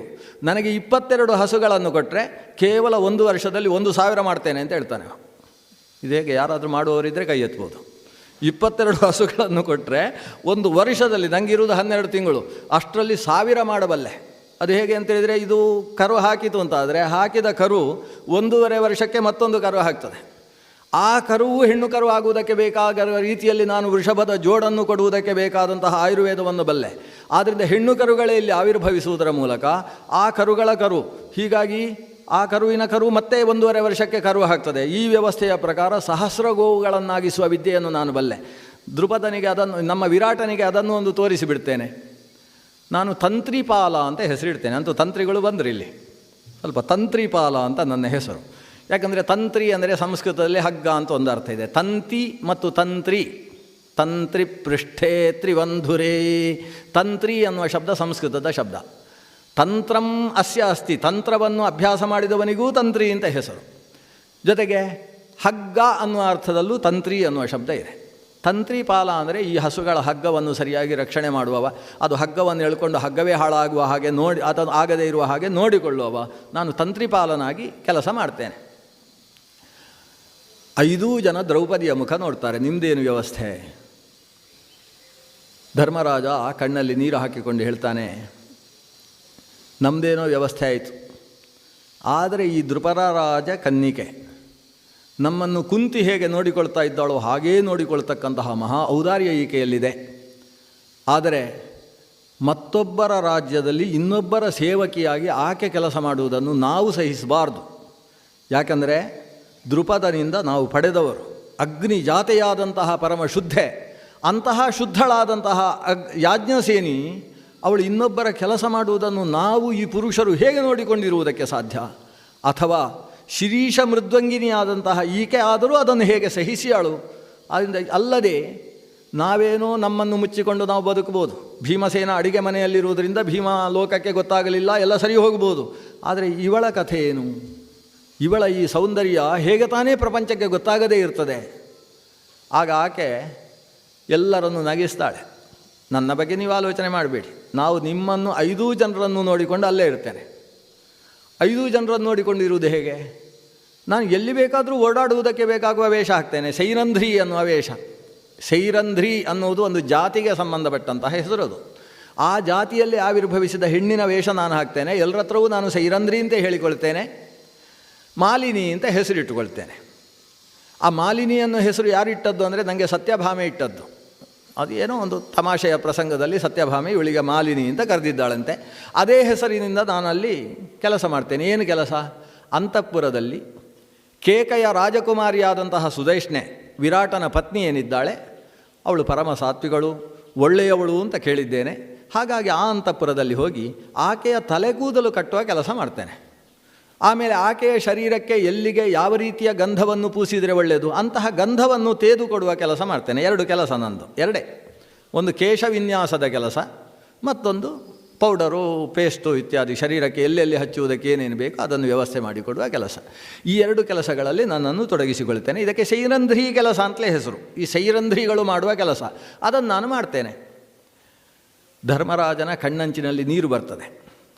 ಭೀಮಸೇನ ಹೋಗಿ ದ್ರೌಪದಿಯನ್ನು 2 ಕೈಯಲ್ಲಿ ಹಿಡ್ಕೊಂಡು, ಭೇಷ್, ಇಂಥ ಕೆಲಸ ನಾವು, ಯಾಕಂದರೆ ಈಗ ಕಷ್ಟ ಇರುವುದು ನಿನ್ನನ್ನು ಹೇಗೆ ಅಜ್ಞಾತವಾಸದಲ್ಲಿ ತೊಡಗಿಸಿಕೊಳ್ಳುವುದು ಅಂತ. ಈ ಅಜ್ಞಾತವಾಸಕ್ಕೆ ನಿಮಿತ್ತ ನಾನು ಮತ್ತು ನೀನು ಪ್ರಮುಖವಾಗಿ. ಆದ್ದರಿಂದ ಹೇಗೆ ಇದನ್ನು ತೊಡಗಿಸಿಕೊಳ್ಳುವುದು ಅನ್ನುವುದಕ್ಕೆ ಇಷ್ಟು ಸುಲಲಿತವಾಗಿ ನೀನೇ ಒಂದು ಉಪಾಯವನ್ನು ಕಂಡುಹಿಡಿದಿದ್ಯಲ್ಲ. ಧೌಮ್ಯರು ಉಪದೇಶ ಮಾಡ್ತಾರೆ, ನೀವು ಹೊರಡಿ, ನಾನು ಇವತ್ತು ಇಲ್ಲಿಂದ ನಿಮ್ಮನ್ನು ಬಿಟ್ಟು ಹೊರಡ್ತೇನೆ. ನೋಡಿ, ಒಂದು ವಿಶೇಷ ಅಂದರೆ ಇದು ಗೊತ್ತಿರುವುದು ಧೌಮ್ಯರಿಗೆ ಮಾತ್ರ, ಇವರು ಎಲ್ಲಿ ಹೋಗ್ತಾರೆ ಅನ್ನೋದು. ಧೌಮ್ಯರ ಮೇಲೆ ಅಷ್ಟು ವಿಶ್ವಾಸ. ನಮ್ಮ ಪುರೋಹಿತರು ನಮ್ಮನ್ನು ರಕ್ಷಣೆ ಮಾಡುವ ಸಮಗ್ರ ಜವಾಬ್ದಾರಿ ಅವರಲ್ಲಿದೆ. ಅವರ ಹತ್ರ ಇವರು ಧರ್ಮರಾಜ ಹೇಳ್ತಾನೆ, ನನ್ನ ಅಗ್ನಿಯನ್ನು ತಾವು ರಕ್ಷಣೆ ಮಾಡಿ 1 ವರ್ಷದ ತನಕ, ಯಾಕಂದರೆ ನಾನು ಸನ್ಯಾಸಿಯಾಗಿ ಅಗ್ನಿ ಪೂಜೆಯನ್ನು ಮಾಡುವ ಹಾಗಿಲ್ಲ, ನಿರಗ್ನಿ ನಿಷ್ಕ್ರಿಯ ಅಂತ ನನಗೆ ಹೆಸರು, ಆದ್ದರಿಂದ ಅಗ್ನಿಯ ರಕ್ಷಣೆ ನಿಮ್ಮದು ಅಂತ ತನ್ನ ಅಗ್ನಿಯನ್ನು ಅವರ ಕೈಯಲ್ಲಿ ಕೊಡ್ತಾನೆ. ತಾನು ಅವರಿಗೆ ಪ್ರದಕ್ಷಿಣೆ ಬಂದು ಸಪತ್ನೀಕನಾಗಿ ನಮಸ್ಕಾರ ಮಾಡ್ತಾನೆ. ಧೌಮ್ಯರು ಕಣ್ಣಲ್ಲಿ ನೀರು ಸುರಿಸ್ತಾರೆ, ಕೂಡಿಸಿಕೊಳ್ತಾರೆ, ಒಂದಷ್ಟು ಉಪದೇಶದ ಮಾತು ಹೇಳ್ತಾರೆ. ನಾವು ಆ ಉಪದೇಶದ ಒಳಗೆ ಪ್ರವೇಶ ಮಾಡಿದರೆ ಒಂದು ಭಗವದ್ಗೀತೆ ಇದ್ದ ಹಾಗಿದೆ, ಅದನ್ನು ಮುಗಿಸ್ಲಿಕ್ಕೆ ಆಗೋದಿಲ್ಲ, ನಾವು ಅದನ್ನು ಬಿಟ್ಬಿಡುವ. ಪುರುಸೊತ್ತಾದಾಗ ಒಂದೊಂದು ಉಪದೇಶ ಸೇರಿಸಿಕೊಳ್ಳುವ. ಮುಂದಿನ ವಿರಾಟ ಪರ್ವದಲ್ಲಿ ಅವರು ಹೇಳಿದ ಉಪದೇಶ ಎಲ್ಲಿಗೆ ಉಪಯೋಗಕ್ಕೆ ಬಂತು ಅನ್ನೋದನ್ನು ಅಲ್ಲಲ್ಲಿಯೇ ಗಮನಿಸುವ. ಅಂತೂ ಬಹಳ ಸುಂದರವಾದ ಉಪದೇಶ ಕೊಡ್ತಾರೆ. ಒಬ್ಬ ರಾಜನ ಹತ್ತಿರ ನೀವು ಇರುವಾಗ ಹೇಗಿರಬೇಕು, ರಾಜ ಬರುವಾಗ ಹೇಗೆ ಎದ್ದು ನಿಲ್ಲಬೇಕು. ನಿಲ್ಲುವುದಕ್ಕೂ ಒಂದು ಕ್ರಮ ಇದೆ, ಬಡಕ್ಕನೆ ಎದ್ದು ನಿಲ್ಲುವುದಲ್ಲ. ಆ ರಾಜ ಬರ್ತಾ ಇದ್ದಾನೆ ಅನ್ನುವುದಕ್ಕೆ ಮೊದಲೇ ವಂದಿಮಾಗದರು ಮುಂದೆ ಬರುವಾಗ ಗೊತ್ತಾಗ್ತದೆ. ವಂದಿಮಾಗದರು ಬರುವಾಗ ನೀವು ಎದ್ದು ನಿಂತಿರಬಾರ್ದು, ಯಾಕಂದರೆ ರಾಜ ಬರುವಾಗ ನೀವು ಎದ್ದು ನಿಂತೇ ಇದ್ರಿ ಅಂತ ಅನಿಸುತ್ತೆ, ಎದ್ದು ನಿಂತದ್ದೇ ಗೊತ್ತಾಗೋದಿಲ್ಲ. ಹಾಗಲ್ಲ, ರಾಜ ನಿಮ್ಮನ್ನು ಕೂತದ್ದನ್ನು ನೋಡಬೇಕು, ನೋಡಿ ನೀವು ರಾಜ ಬರುವುದನ್ನು ಗಮನಿಸಿ ಎದ್ದು ನಿಲ್ಲಬೇಕು. ತುಂಬ ಕಷ್ಟ ಇದೆ ಇದೆಲ್ಲ ವ್ಯವಸ್ಥೆಗಳು. ನಾವು ಅವರು ಬರುವಾಗಲೇ ಎದ್ದು ನಿಂತಿದ್ದರೆ ಅವರಿಗೆ ಇವು ಎದ್ದೇ ನಿಂತಿದ್ರು ದೊಡ್ಡ ವಿಷಯ ಏನು ಅಂತ ಅನಿಸುತ್ತೆ. ಅವರು ಬಂದದ್ದಕ್ಕೆ ಎದ್ದು ನಿಲ್ಲಬೇಕಲ್ವ. ಹಾಗೆ ರಾಜ ಬರುವಾಗ ಎದ್ದು ನಿಲ್ಲುವುದರಲ್ಲೂ ಒಂದು ಕ್ರಮ ಇದೆ, ಹಾಗೆ ಎದ್ದು ನಿಲ್ಲು. ಈಗ ಶ್ರೀಪಾದರುಗಳೆಲ್ಲ ಬರುವಾಗ ಒಂದು ಕ್ರಮ ಇದೆ. ಸ್ವಾಮಿಗಳನ್ನು ಎದುರುಗೊಳ್ಳುವಾಗ ಹಳೇ ಮನೆಗಳಲ್ಲಿ ಮುಂಭಾಗದಲ್ಲಿ ಒಂದು ಸ್ವಾಗತ ಗೋಪುರ ಅಂತ ಇರ್ತಿತ್ತು, ಅಲ್ಲಿ ಆ ಕಡೆ ಈ ಕಡೆ ಜಗಲಿ ಇರ್ತಿತ್ತು, ತಿಟ್ಟೆ ಅಂತ ಕರೀತಾರೆ. ಇವರು ಅಲ್ಲಿ ಒಂದು ಚೊಂಬಿನಲ್ಲಿ ನೀರು ಇಟ್ಟುಕೊಂಡು, ಒಂದು ಹಾರವನ್ನು ಇಟ್ಟುಕೊಂಡು, ಅರಳು ಇಟ್ಟುಕೊಂಡು, ಮಲ್ಲಿಗೆಯ ಪುಷ್ಪ, ಬಿಡಿ ಪುಷ್ಪ ಇಟ್ಟುಕೊಂಡು ಕಾದು ಕೂತುಕೊಳ್ಬೇಕು. ನಿಂತುಕೊಳ್ಳುವುದಲ್ಲ, ಕೂತುಕೊಳ್ಳುವುದು. ಈಗೆಲ್ಲ ಹಾಗಲ್ಲ, ಅಲ್ಲೇ ಹೋಗಿ ಕಾದು ನಿಂತಿರ್ತೇವೆ, ನಾವು ನಿಂತುಕೊಂಡೇ ಇರ್ತೇವೆ. ಈಗ ಆ ಹಿಂದಿನ ಒಂದು ಸಂಪ್ರದಾಯ ಹಾಗಿತ್ತು. ಸ್ವಾಮಿಗಳ ಪಾದುಕೆಯ ಧ್ವನಿ, ಅವರೆಲ್ಲ ವಿಮಾನದಲ್ಲಿ ಬರ್ತಿರಲಿಲ್ಲ, ಹಿಂದೆ ಎಲ್ಲ ಪಾದುಕೆ ಹಾಕ್ಕೊಂಡೇ ನಡ್ಕೊಂಡು ಬರುವುದು. ಅದಕ್ಕೋಸ್ಕರವೇ ಈ ಮಳೆಗಾಲದಲ್ಲಿ ಅವರೆಲ್ಲೂ ಓಡಾಡುವುದಿಲ್ಲ ಅಂತ ತಪಸ್ಸು ಮಾಡುವುದು. ಯಾಕಂದರೆ ಪ್ರಾಯೇಣ ಪ್ರಾವೃಷಿ ಪ್ರಾಣಿ ಸಂಕುಲಂ ವರ್ತ್ಮ ದೃಶ್ಯತೆ ಅತಸ್ತೇಷಾಂ ಅಹಿಂಸಾರ್ಥಂ ಏಕತ್ರ ನಿವಸಾಮ್ಯಹಂ. ಈ ಮಳೆಗಾಲದಲ್ಲಿ ಎಲ್ಲ ಜಾಗದಲ್ಲೂ ಪ್ರಾಣಿಗಳು ಕೀಟಗಳು ಓಡಾಡ್ತಾ ಇರ್ತವೆ. ನಾವು ಪಾದಯಾತ್ರೆಯನ್ನೇ ಮಾಡುವುದು ಸನ್ಯಾಸಿಗಳ ಸ್ವಭಾವ. ಈ ಹಾವಿಗೆ ಅದಕ್ಕೆ ಸಿಕ್ಕು, ಅದು ಸಾಯಬಾರ್ದು, ಅದಕ್ಕೋಸ್ಕರ ನಾವು ಈ ಕಾಲದಲ್ಲಿ ಸಂಚಾರ ಮಾಡುವುದಿಲ್ಲ, ಒಂದೇ ಕಡೆಯಲ್ಲಿ ಚಾತುರ್ಮಾಸ್ಯವನ್ನು ಮಾಡ್ತೇವೆ ಅಂತ ಅವರು ಸಂಕಲ್ಪ ಮಾಡ್ತಾರೆ. ಹಾಗೆ ಸನ್ಯಾಸಿಗಳು ಹಾವಿಗೆ ಹಾಕಿಕೊಂಡು ಶಬ್ದ ಕೇಳಿದಾಗ ಇವರು ಎದ್ದು ನಿಲ್ಲಬೇಕು, ಎದ್ದು ನಿಂತು ಅವರನ್ನು ಸ್ವಾಗತಿಸಬೇಕು. ಅವರ ಪೀಠದ ದೇವರುಗಳಿಗೆ ಮೊದಲು ಸ್ವಾಗತವನ್ನು ಹೇಳಿ ಆಮೇಲೆ ಸ್ವಾಮಿಗಳನ್ನು ಪಾದಪ್ರಕ್ಷಾಲನ ಪುರಸರವಾಗಿ ಸ್ವಾಗತಿಸಬೇಕು ಅನ್ನೋ ಕ್ರಮ. ಇದನ್ನೆಲ್ಲ ಹೇಳಿಕೊಟ್ಟದ್ದು ಧೌಮ್ಯರು. ಹೀಗೆ ಒಬ್ಬರನ್ನು ಸ್ವಾಗತಿಸುವಾಗ ಹೀಗೆ ಕ್ರಮ ಅಂತಿದೆ. ಆ ಕ್ರಮದಲ್ಲಿ ಆ ರಾಜನಿಗೆ ನೀವು ಮರ್ಯಾದೆಯನ್ನು ಸಲ್ಲಿಸಬೇಕು. ರಾಜರ ಹತ್ತಿರದಲ್ಲಿರುವವರು ದುಷ್ಟರಿರ್ತಾರೆ ನೋಡಿ, ಧೌಮ್ಯರು ಹೇಳಿಕೊಡೋದು. ಯಾಕೆ ಅವರು ದುಷ್ಟರಿರ್ತಾರೆ ಅಂತೇಳಿದರೆ, ರಾಜನಿಗೆ ಅತಿ ಪ್ರಿಯರಿರ್ತಾರೆ. ಅಲ್ಲ, ಅತಿ ಪ್ರಿಯರಾಗಿದ್ದರೆ ದುಷ್ಟರು ಯಾಗಿರ್ತಾರೆ? ಯಾಕೆಂತೇಳಿದರೆ ರಾಜನಿಗೆ ಕೆಲವು ಕೆಟ್ಟ ಕೆಲಸ ಮಾಡಲಿಕ್ಕೆ ಆಗುವುದಿಲ್ಲ, ಅದನ್ನು ಇವರ ಮೂಲಕ ಮಾಡಿಸ್ತಾನೆ, ಆದರೆ ಹೇಳಿ ಮಾಡಿಸುವುದಿಲ್ಲ. ಅವರು ಮಾಡಿದ್ದಕ್ಕೆ ಅವನಿಗೆ ಖುಷಿಯಾಗ್ತದೆ. ಹೀಗೆಲ್ಲ ಸರ್ಕಾರದಲ್ಲಿ ಏನೇನು ನಡೆಯುತ್ತೆ ಅನ್ನೋದೆಲ್ಲ ಧೌಮ್ಯರಿಂದ ಗೊತ್ತಾಗ್ತದೆ. ಆದ್ದರಿಂದ ಅವರು ಈ ರಾಜನಿಗೆ ಬಹಳ ಇಷ್ಟವಾಗಿರ್ತಾರೆ. ಅವರು ಕೆಟ್ಟವರು ಅಂತೇಳಿ ನೀವು ಅವರಿಗೆ ಗೌರವ ಕೊಡದೇ ಇರಬಾರ್ದು, ಅವರನ್ನು ಮೊದಲು ನಮಸ್ಕಾರ ಮಾಡಬೇಕು. ದುರ್ಜನಂ ಪ್ರಥಮಂ ವಂದೇ ಸಜ್ಜನಂ ತದನಂತರಂ ಮುಖ ಪ್ರಕ್ಷಾಲನಾತ್ ಪೂರ್ವಂ ಗುದ ಪ್ರಕ್ಷಾಲನಂ ಯಥ ಅಂತ ಒಬ್ಬ ಸುಭಾಷಿತಕಾರ ಇದನ್ನು ವರ್ಣನೆ ಮಾಡ್ತಾರೆ. ಆದ್ದರಿಂದ ಅವರು ಕೆಟ್ಟವರು ಅಂತ ನಮಸ್ಕಾರ, ಅವರಿಗೆ ಗೌರವ ಕೊಡದೇ ಇರಬೇಡ. ಯಾಕಂದರೆ ಅಧಿಕಾರ ಸ್ಥಾನದಲ್ಲಿರ್ತಾರೆ ಅವರು, ಅಧಿಕಾರಿಗಳಾದ್ದರಿಂದ ಅವರನ್ನು ಮೊದಲು ಗೌರವಿಸಬೇಕು. ಇಂಥದ್ದೆಲ್ಲ ಕೆಲವೆಲ್ಲ ಉಪದೇಶಗಳನ್ನು ಧೌಮ್ಯರು ಬದುಕುವ ಮಾರ್ಗವನ್ನು, ಯಾಕಂದರೆ ಧರ್ಮರಾಜ ಒಬ್ಬ ಚಕ್ರಾಧಿಪತಿ. ಧೌಮ್ಯರು ಹೇಳ್ತಾರೆ, ನಿಮ್ಗೆ ಗೊತ್ತಿಲ್ಲದ ವಿಷಯನಲ್ಲ, ಆದರೆ ಪ್ರೀತಿಯುಳ್ಳಂತಹ ವ್ಯಕ್ತಿ ತಮಗೆ ಬಗ್ಗುವ ವ್ಯಕ್ತಿಗಳಿಗೆ ಗೊತ್ತಿದ್ದ ವಿಷಯವನ್ನು ಕೂಡ ಕಾಲಕಾಲದಲ್ಲಿ ಹೇಳ್ತಾ ಇರಬೇಕು ಅಂತ ಶಾಸ್ತ್ರ ಇದೆ, ಅದಕ್ಕೋಸ್ಕರ ಹೇಳ್ತಾ ಇದ್ದೇನೆ. ಹಾಗೆ ಧೌಮ್ಯರು ಒಂದಷ್ಟು ಉಪದೇಶ ಮಾಡಿದರು. ಧರ್ಮರಾಜ ಕಣ್ಣಲ್ಲಿ ನೀರು ಹಾಕಿಕೊಳ್ತಾನೆ. ಅಷ್ಟನ್ನೂ ಕೇಳಿದ ಮೇಲೆ, ನಮಗೆ ಹೀಗೆ ಉಪದೇಶ ಕೊಟ್ಟದ್ದು ಒಬ್ಬ ಪಾಂಡು, ಇನ್ನೊಬ್ಬಳು ಕುಂತಿ. ಮಾದ್ರಿಯೂ ಹೀಗೆ ಉಪದೇಶ ಕೊಡಲಿಲ್ಲ. ಈ ಇಬ್ಬರಾದ ಮೇಲೆ ನಿಮ್ಮದೇ ಸ್ಥಾನ ಅಂತ ಹೇಳ್ತಾನೆ. ಅಷ್ಟು ಚೆನ್ನಾಗಿ ನಮ್ಮ ಮೇಲೆ ಎಂಥ ಪ್ರೀತಿ ನಿಮಗೆ, ನಿಮ್ಮ ಉದರದಲ್ಲಿ ಹುಟ್ಟಿದ ಮಕ್ಕಳು ಅನ್ನುವ ಭಾವದಿಂದ ನಮಗೆ ಇಷ್ಟು ಮಾತುಗಳನ್ನು ಹೇಳಿದಿರಲ್ಲ ಅಂತ ಕಣ್ಣಲ್ಲಿ ನೀರು ಹಾಕಿಕೊಂಡು ಅವರಿಗೆ ನಮಸ್ಕಾರ ಮಾಡ್ತಾನೆ. ಧೌಮ್ಯರು ಯುಧಿಷ್ಠಿರನ ಅಗ್ನಿಯನ್ನು ಹಿಡ್ಕೊಂಡು ತಾವು ಹೊರಟರು. ತಮ್ಮ ಆಶ್ರಮದ ಕಡೆಗೆ ತಾವು ಸಾಗಿದ್ದಾರೆ. ಭೀಮಸೇನ ತೋರಿಸಿದ ದಾರಿಯಲ್ಲಿ ಕಾಡಿನಿಂದ ಕಾಡಿಗೆ ಸಾಗ್ತಾ ಇದ್ದಾರೆ. ಸಾಗ್ತಾ ಸಾಗ್ತಾ ಯಮುನಾ ನದಿಯನ್ನು ದಾಟ್ತಾರೆ. ದಾಟಿ ಮುಂದಕ್ಕೆ ಬರ್ತಾರೆ. ಮತ್ಸ್ಯ ದೇಶವನ್ನು ಪ್ರವೇಶ ಮಾಡ್ತಾರೆ. ಮಧ್ಯದಲ್ಲಿ ದ್ರೌಪದಿ ದೇವಿ ಹೇಳ್ತಾಳೆ, ಮತ್ಸ್ಯ ದೇಶ ಹತ್ತಿರ ಬಂತು ಅಂತ ಅನಿಸುತ್ತೆ, ಇಲ್ಲೇ ಇವತ್ತು ವಿಶ್ರಾಂತಿ ತೆಗೊಳ್ಳುವ, ನನ್ನಿಂದ ನಡಿಲಿಕ್ಕೆ ಆಗುವುದಿಲ್ಲ. ಆಗ ಧರ್ಮರಾಜ ಹೇಳಿದ, ಸಹದೇವ ಸ್ವಲ್ಪ ಆಕೆಯನ್ನು ಹೊತ್ತುಕೋ ಅಂತ ಹೇಳಿದ. ಸಹದೇವ ಹೇಳ್ತಾನೆ, ನನ್ನಿಂದಲೂ ಆಗುವುದಿಲ್ಲ ಅಣ್ಣ, ಎಷ್ಟು ಕಷ್ಟ. ಇವತ್ತು ಊಟಕ್ಕೆ ಬೇಕಾದ್ದನ್ನು ನಾನೇ ಅಲ್ವ ಅಲ್ಲಿ ಕಾಡಿಗೆ ಹೋಗಿ ಹೊತ್ತಿ ನೆಲದಿಂದ ಅಗೆದು ಮತ್ತೊಂದು ಪ್ರಾಣಿಯನ್ನು ಹೊಡೆದು ಊಟದ ವ್ಯವಸ್ಥೆ ಮಾಡಿದ್ದೆ ನಾನಲ್ವಾ, ಇವತ್ತು ಆಗ್ತಾ ಇಲ್ಲ ನನ್ನಿಂದ. ಸಹದೇವನಿಗೆ ಆಗುವುದಿಲ್ಲ ಅಂತ ನೋಡು, ನಕುಲ ನೀನು ಹೊತ್ತುಕೋ. ನಕುಲ ಹೇಳ್ತಾನೆ, ಇವತ್ತು ಆ ಆಹಾರವನ್ನು ವ್ಯವಸ್ಥೆ ಮಾಡಿದ್ದು, ಅಡಿಗೆ ವ್ಯವಸ್ಥೆ ನಾನೇ ಮಾಡಿದ್ದು. ಭೀಮಸೇನ ಹೇಳಿದ, ನಾನು ನಾಳೆಯಿಂದ ಅಡಿಗೆ ಮಾಡುವುದು, ಇವತ್ತು ನಿಂದು ಅಂತ ಹೇಳಿದ. ಇವರಲ್ಲಿ ಇಷ್ಟೆಲ್ಲ ವ್ಯವಸ್ಥೆ. ಅದಕ್ಕೆ ನಕುಲ ಏನು ಮಾಡಿದ್ದಾನೆ ಅಂದರೆ, ದೊಡ್ಡ ಕಲ್ಲು ತಂದು ಇದನ್ನೆಲ್ಲ ಗುದ್ದಿ ಜಜ್ಜಿ ಒಂದು ಅಡಿಗೆ ಮಾಡಿದ್ದಾನೆ. ಏನು ಅಡಿಗೆ, ಇವತ್ತಿನ ಅಡಿಗೆ ನಂದಾದ್ರಿಂದ ನನಗೂ ಕಷ್ಟ ಆಗ್ತಾ ಇದೆ. ನಾನು ಅಡಿಗೆ ಮಾಡಿದೆ, ನಿಮಗೆಲ್ಲ ಹಾಕಿದೆ, ಕೊನೆಗೆ ಭೀಮಸೇನ ಊಟ ಮಾಡಿದ್ರಿಂದ ನನಗೆ ಹೊಟ್ಟೆಗೆ ಸರಿಯಾಗಿ ಸಿಗಲಿಲ್ಲ ಅಂತ ನಕುಲ ಹೇಳಿದ. ಆಗ ಧರ್ಮರಾಜ, ಅರ್ಜುನ ಹೊತ್ತುಕೋ ಅಂತ ಹೇಳಿದ. ಅರ್ಜುನ ದ್ರೌಪದಿ ದೇವಿಯನ್ನು ಹೊತ್ತುಕೊಂಡು ತಂದು ಕೂಡಿಸಿದ. ಇಷ್ಟೇ, ಇದನ್ನು ಬಿಡಿಸಿ ಹೇಳುವುದಿಲ್ಲ. ಇದರ ಹಿಂದೆ ಎಲ್ಲ ಎಷ್ಟು ಆಂತರ್ಯಗಳಿದ್ದಾವೆ ಅನ್ನೋದು. ಆ ಅಣ್ಣ ತಮ್ಮಂದಿರಲ್ಲಿರತಕ್ಕಂಥ ಒಂದು ಭಾವವನ್ನು ಅಭಿವ್ಯಕ್ತಿಗೊಳಿಸುವುದಕ್ಕೆ ವೇದವ್ಯಾಸರು ಇಂಥ ಕಥೆಯನ್ನು ಬಿಡುವುದಿಲ್ಲ. ವೇದವ್ಯಾಸರು ಮಹಾಭಾರತವನ್ನು ಬರೆದದ್ದಲ್ಲ, ಕಂಡದ್ದು. ಅದು ಯಾವಾಗ, ಮುಂದೆ ಆಗುವ ಮಹಾಭಾರತವನ್ನು 600 ವರ್ಷ ಮುಂದೆ ಕಂಡದ್ದು. ವ್ಯಾಸ 600 ವರ್ಷೀಯ ಧೃತರಾಷ್ಟ್ರಂ ಅಜೀಜನತಂದ್. ತಾವು 600 ವರ್ಷ ಆದ ಮೇಲೆ ಧೃತರಾಷ್ಟ್ರನನ್ನು ಹುಟ್ಟಿಸಿದವರು ವೇದವ್ಯಾಸರು. ಅದಕ್ಕೆ 600 ವರ್ಷ ಮುಂಚೆಯೇ ಅವರು ಮಹಾಭಾರತವನ್ನು ರಚನೆ ಮಾಡಿದ್ದಾರೆ. ಅಂದರೆ ಮುಂದೆ ಏನು ನಡೆಯುತ್ತೆ, ಇತಿಹಾಸವನ್ನು ಅವರು ಬರೆದದ್ದಲ್ಲ, ಅವರು ಭವಿಷ್ಯವನ್ನು ಬರೆದದ್ದು. ಭವಿಷ್ಯವನ್ನು ಏನು ಬರೆದ್ರು ಅದು ಇತಿಹಾಸ ಆಯಿತು ಇವತ್ತು. ಆದ್ದರಿಂದಲೇ ವೇದವ್ಯಾಸರು ನಾರಾಯಣ ಅಲ್ಲದೆ ಹೋಗಿದ್ದಿದ್ದರೆ ಮಹಾಭಾರತವನ್ನು ಹೇಗೆ ಬರಿತಿದ್ದರು. ಕೋಕ್ಯನ್ಯ ಪುಂಡರೀಕಾಕ್ಷಾತ್ ಭಾರತ ಕೃತ್ ಭವೇತ್. ಪುಂಡರೀಕಾಕ್ಷ ಅಲ್ಲದೆ ಹೋದರೆ ಮಹಾಭಾರತದಂಥ ಗ್ರಂಥ ರಚನೆ ಅವರಿಂದ ಹೇಗೆ ಸಾಧ್ಯ ಆಗ್ತದೆ ಅನ್ನೋ ಉದ್ಗಾರ ಬಂದದ್ದು ಇದೇ ಕಾರಣದಿಂದ. ವಿರಾಟ ನಗರವನ್ನು ಪ್ರವೇಶ ಮಾಡಿದ್ದಾರೆ ಪಾಂಡವರು. ಅಲ್ಲಿ ಬಂದಾಗಲೇ ಒಂದು ರೀತಿಯ ಶಾರೀರಿಕ ಸ್ಫೂರ್ತಿ ಉಂಟಾಗಿ ಹೋಯ್ತಂತೆ. ಒಂದು ದೇಶದ ರಾಜ ಅವನು ಪರಮ ಧಾರ್ಮಿಕನಾಗಿದ್ದು ಸಾತ್ವಿಕನಾಗಿದ್ದರೆ ಇಡೀ ದೇಶದಲ್ಲೇ ಅಂತಹ ಒಂದು ಸಂವಲನ ಅಥವಾ ಅಂತಹ ಒಂದು ಕಂಪನ ಉಂಟಾಗಿಬಿಡ್ತದೆ. ಸಾತ್ವಿಕ ವೈಬ್ರೇಷನ್ ಅಲ್ಲಿ ಉಂಟಾಗಿಬಿಡ್ತದೆ. ಅದನ್ನು ಪಾಂಡವರು ಅನುಭವಿಸ್ತಾರೆ. ನಾವು ಯೋಜನೆ ಹಾಕಿದ ದೇಶ ಚೆನ್ನಾಗಿದೆ ನಮ್ಮ ವಾಸಕ್ಕೆ. ವಿರಾಟನ ಸಾತ್ವಿಕತೆ ಈ ದೇಶದ ನೆಲದಲ್ಲೂ ಕೂಡ ಕಾಣಿಸ್ತದೆ. ಅರ್ಜುನ ಕೇಳ್ತಾನೆ, ಅಣ್ಣ ನಾವು ಸೂರ್ಯ ಉದಯಿಸುವುದಕ್ಕಿಂತ ಮುಂಚೆಯೇ ನಡೆದು ಬಿಡಬೇಕು.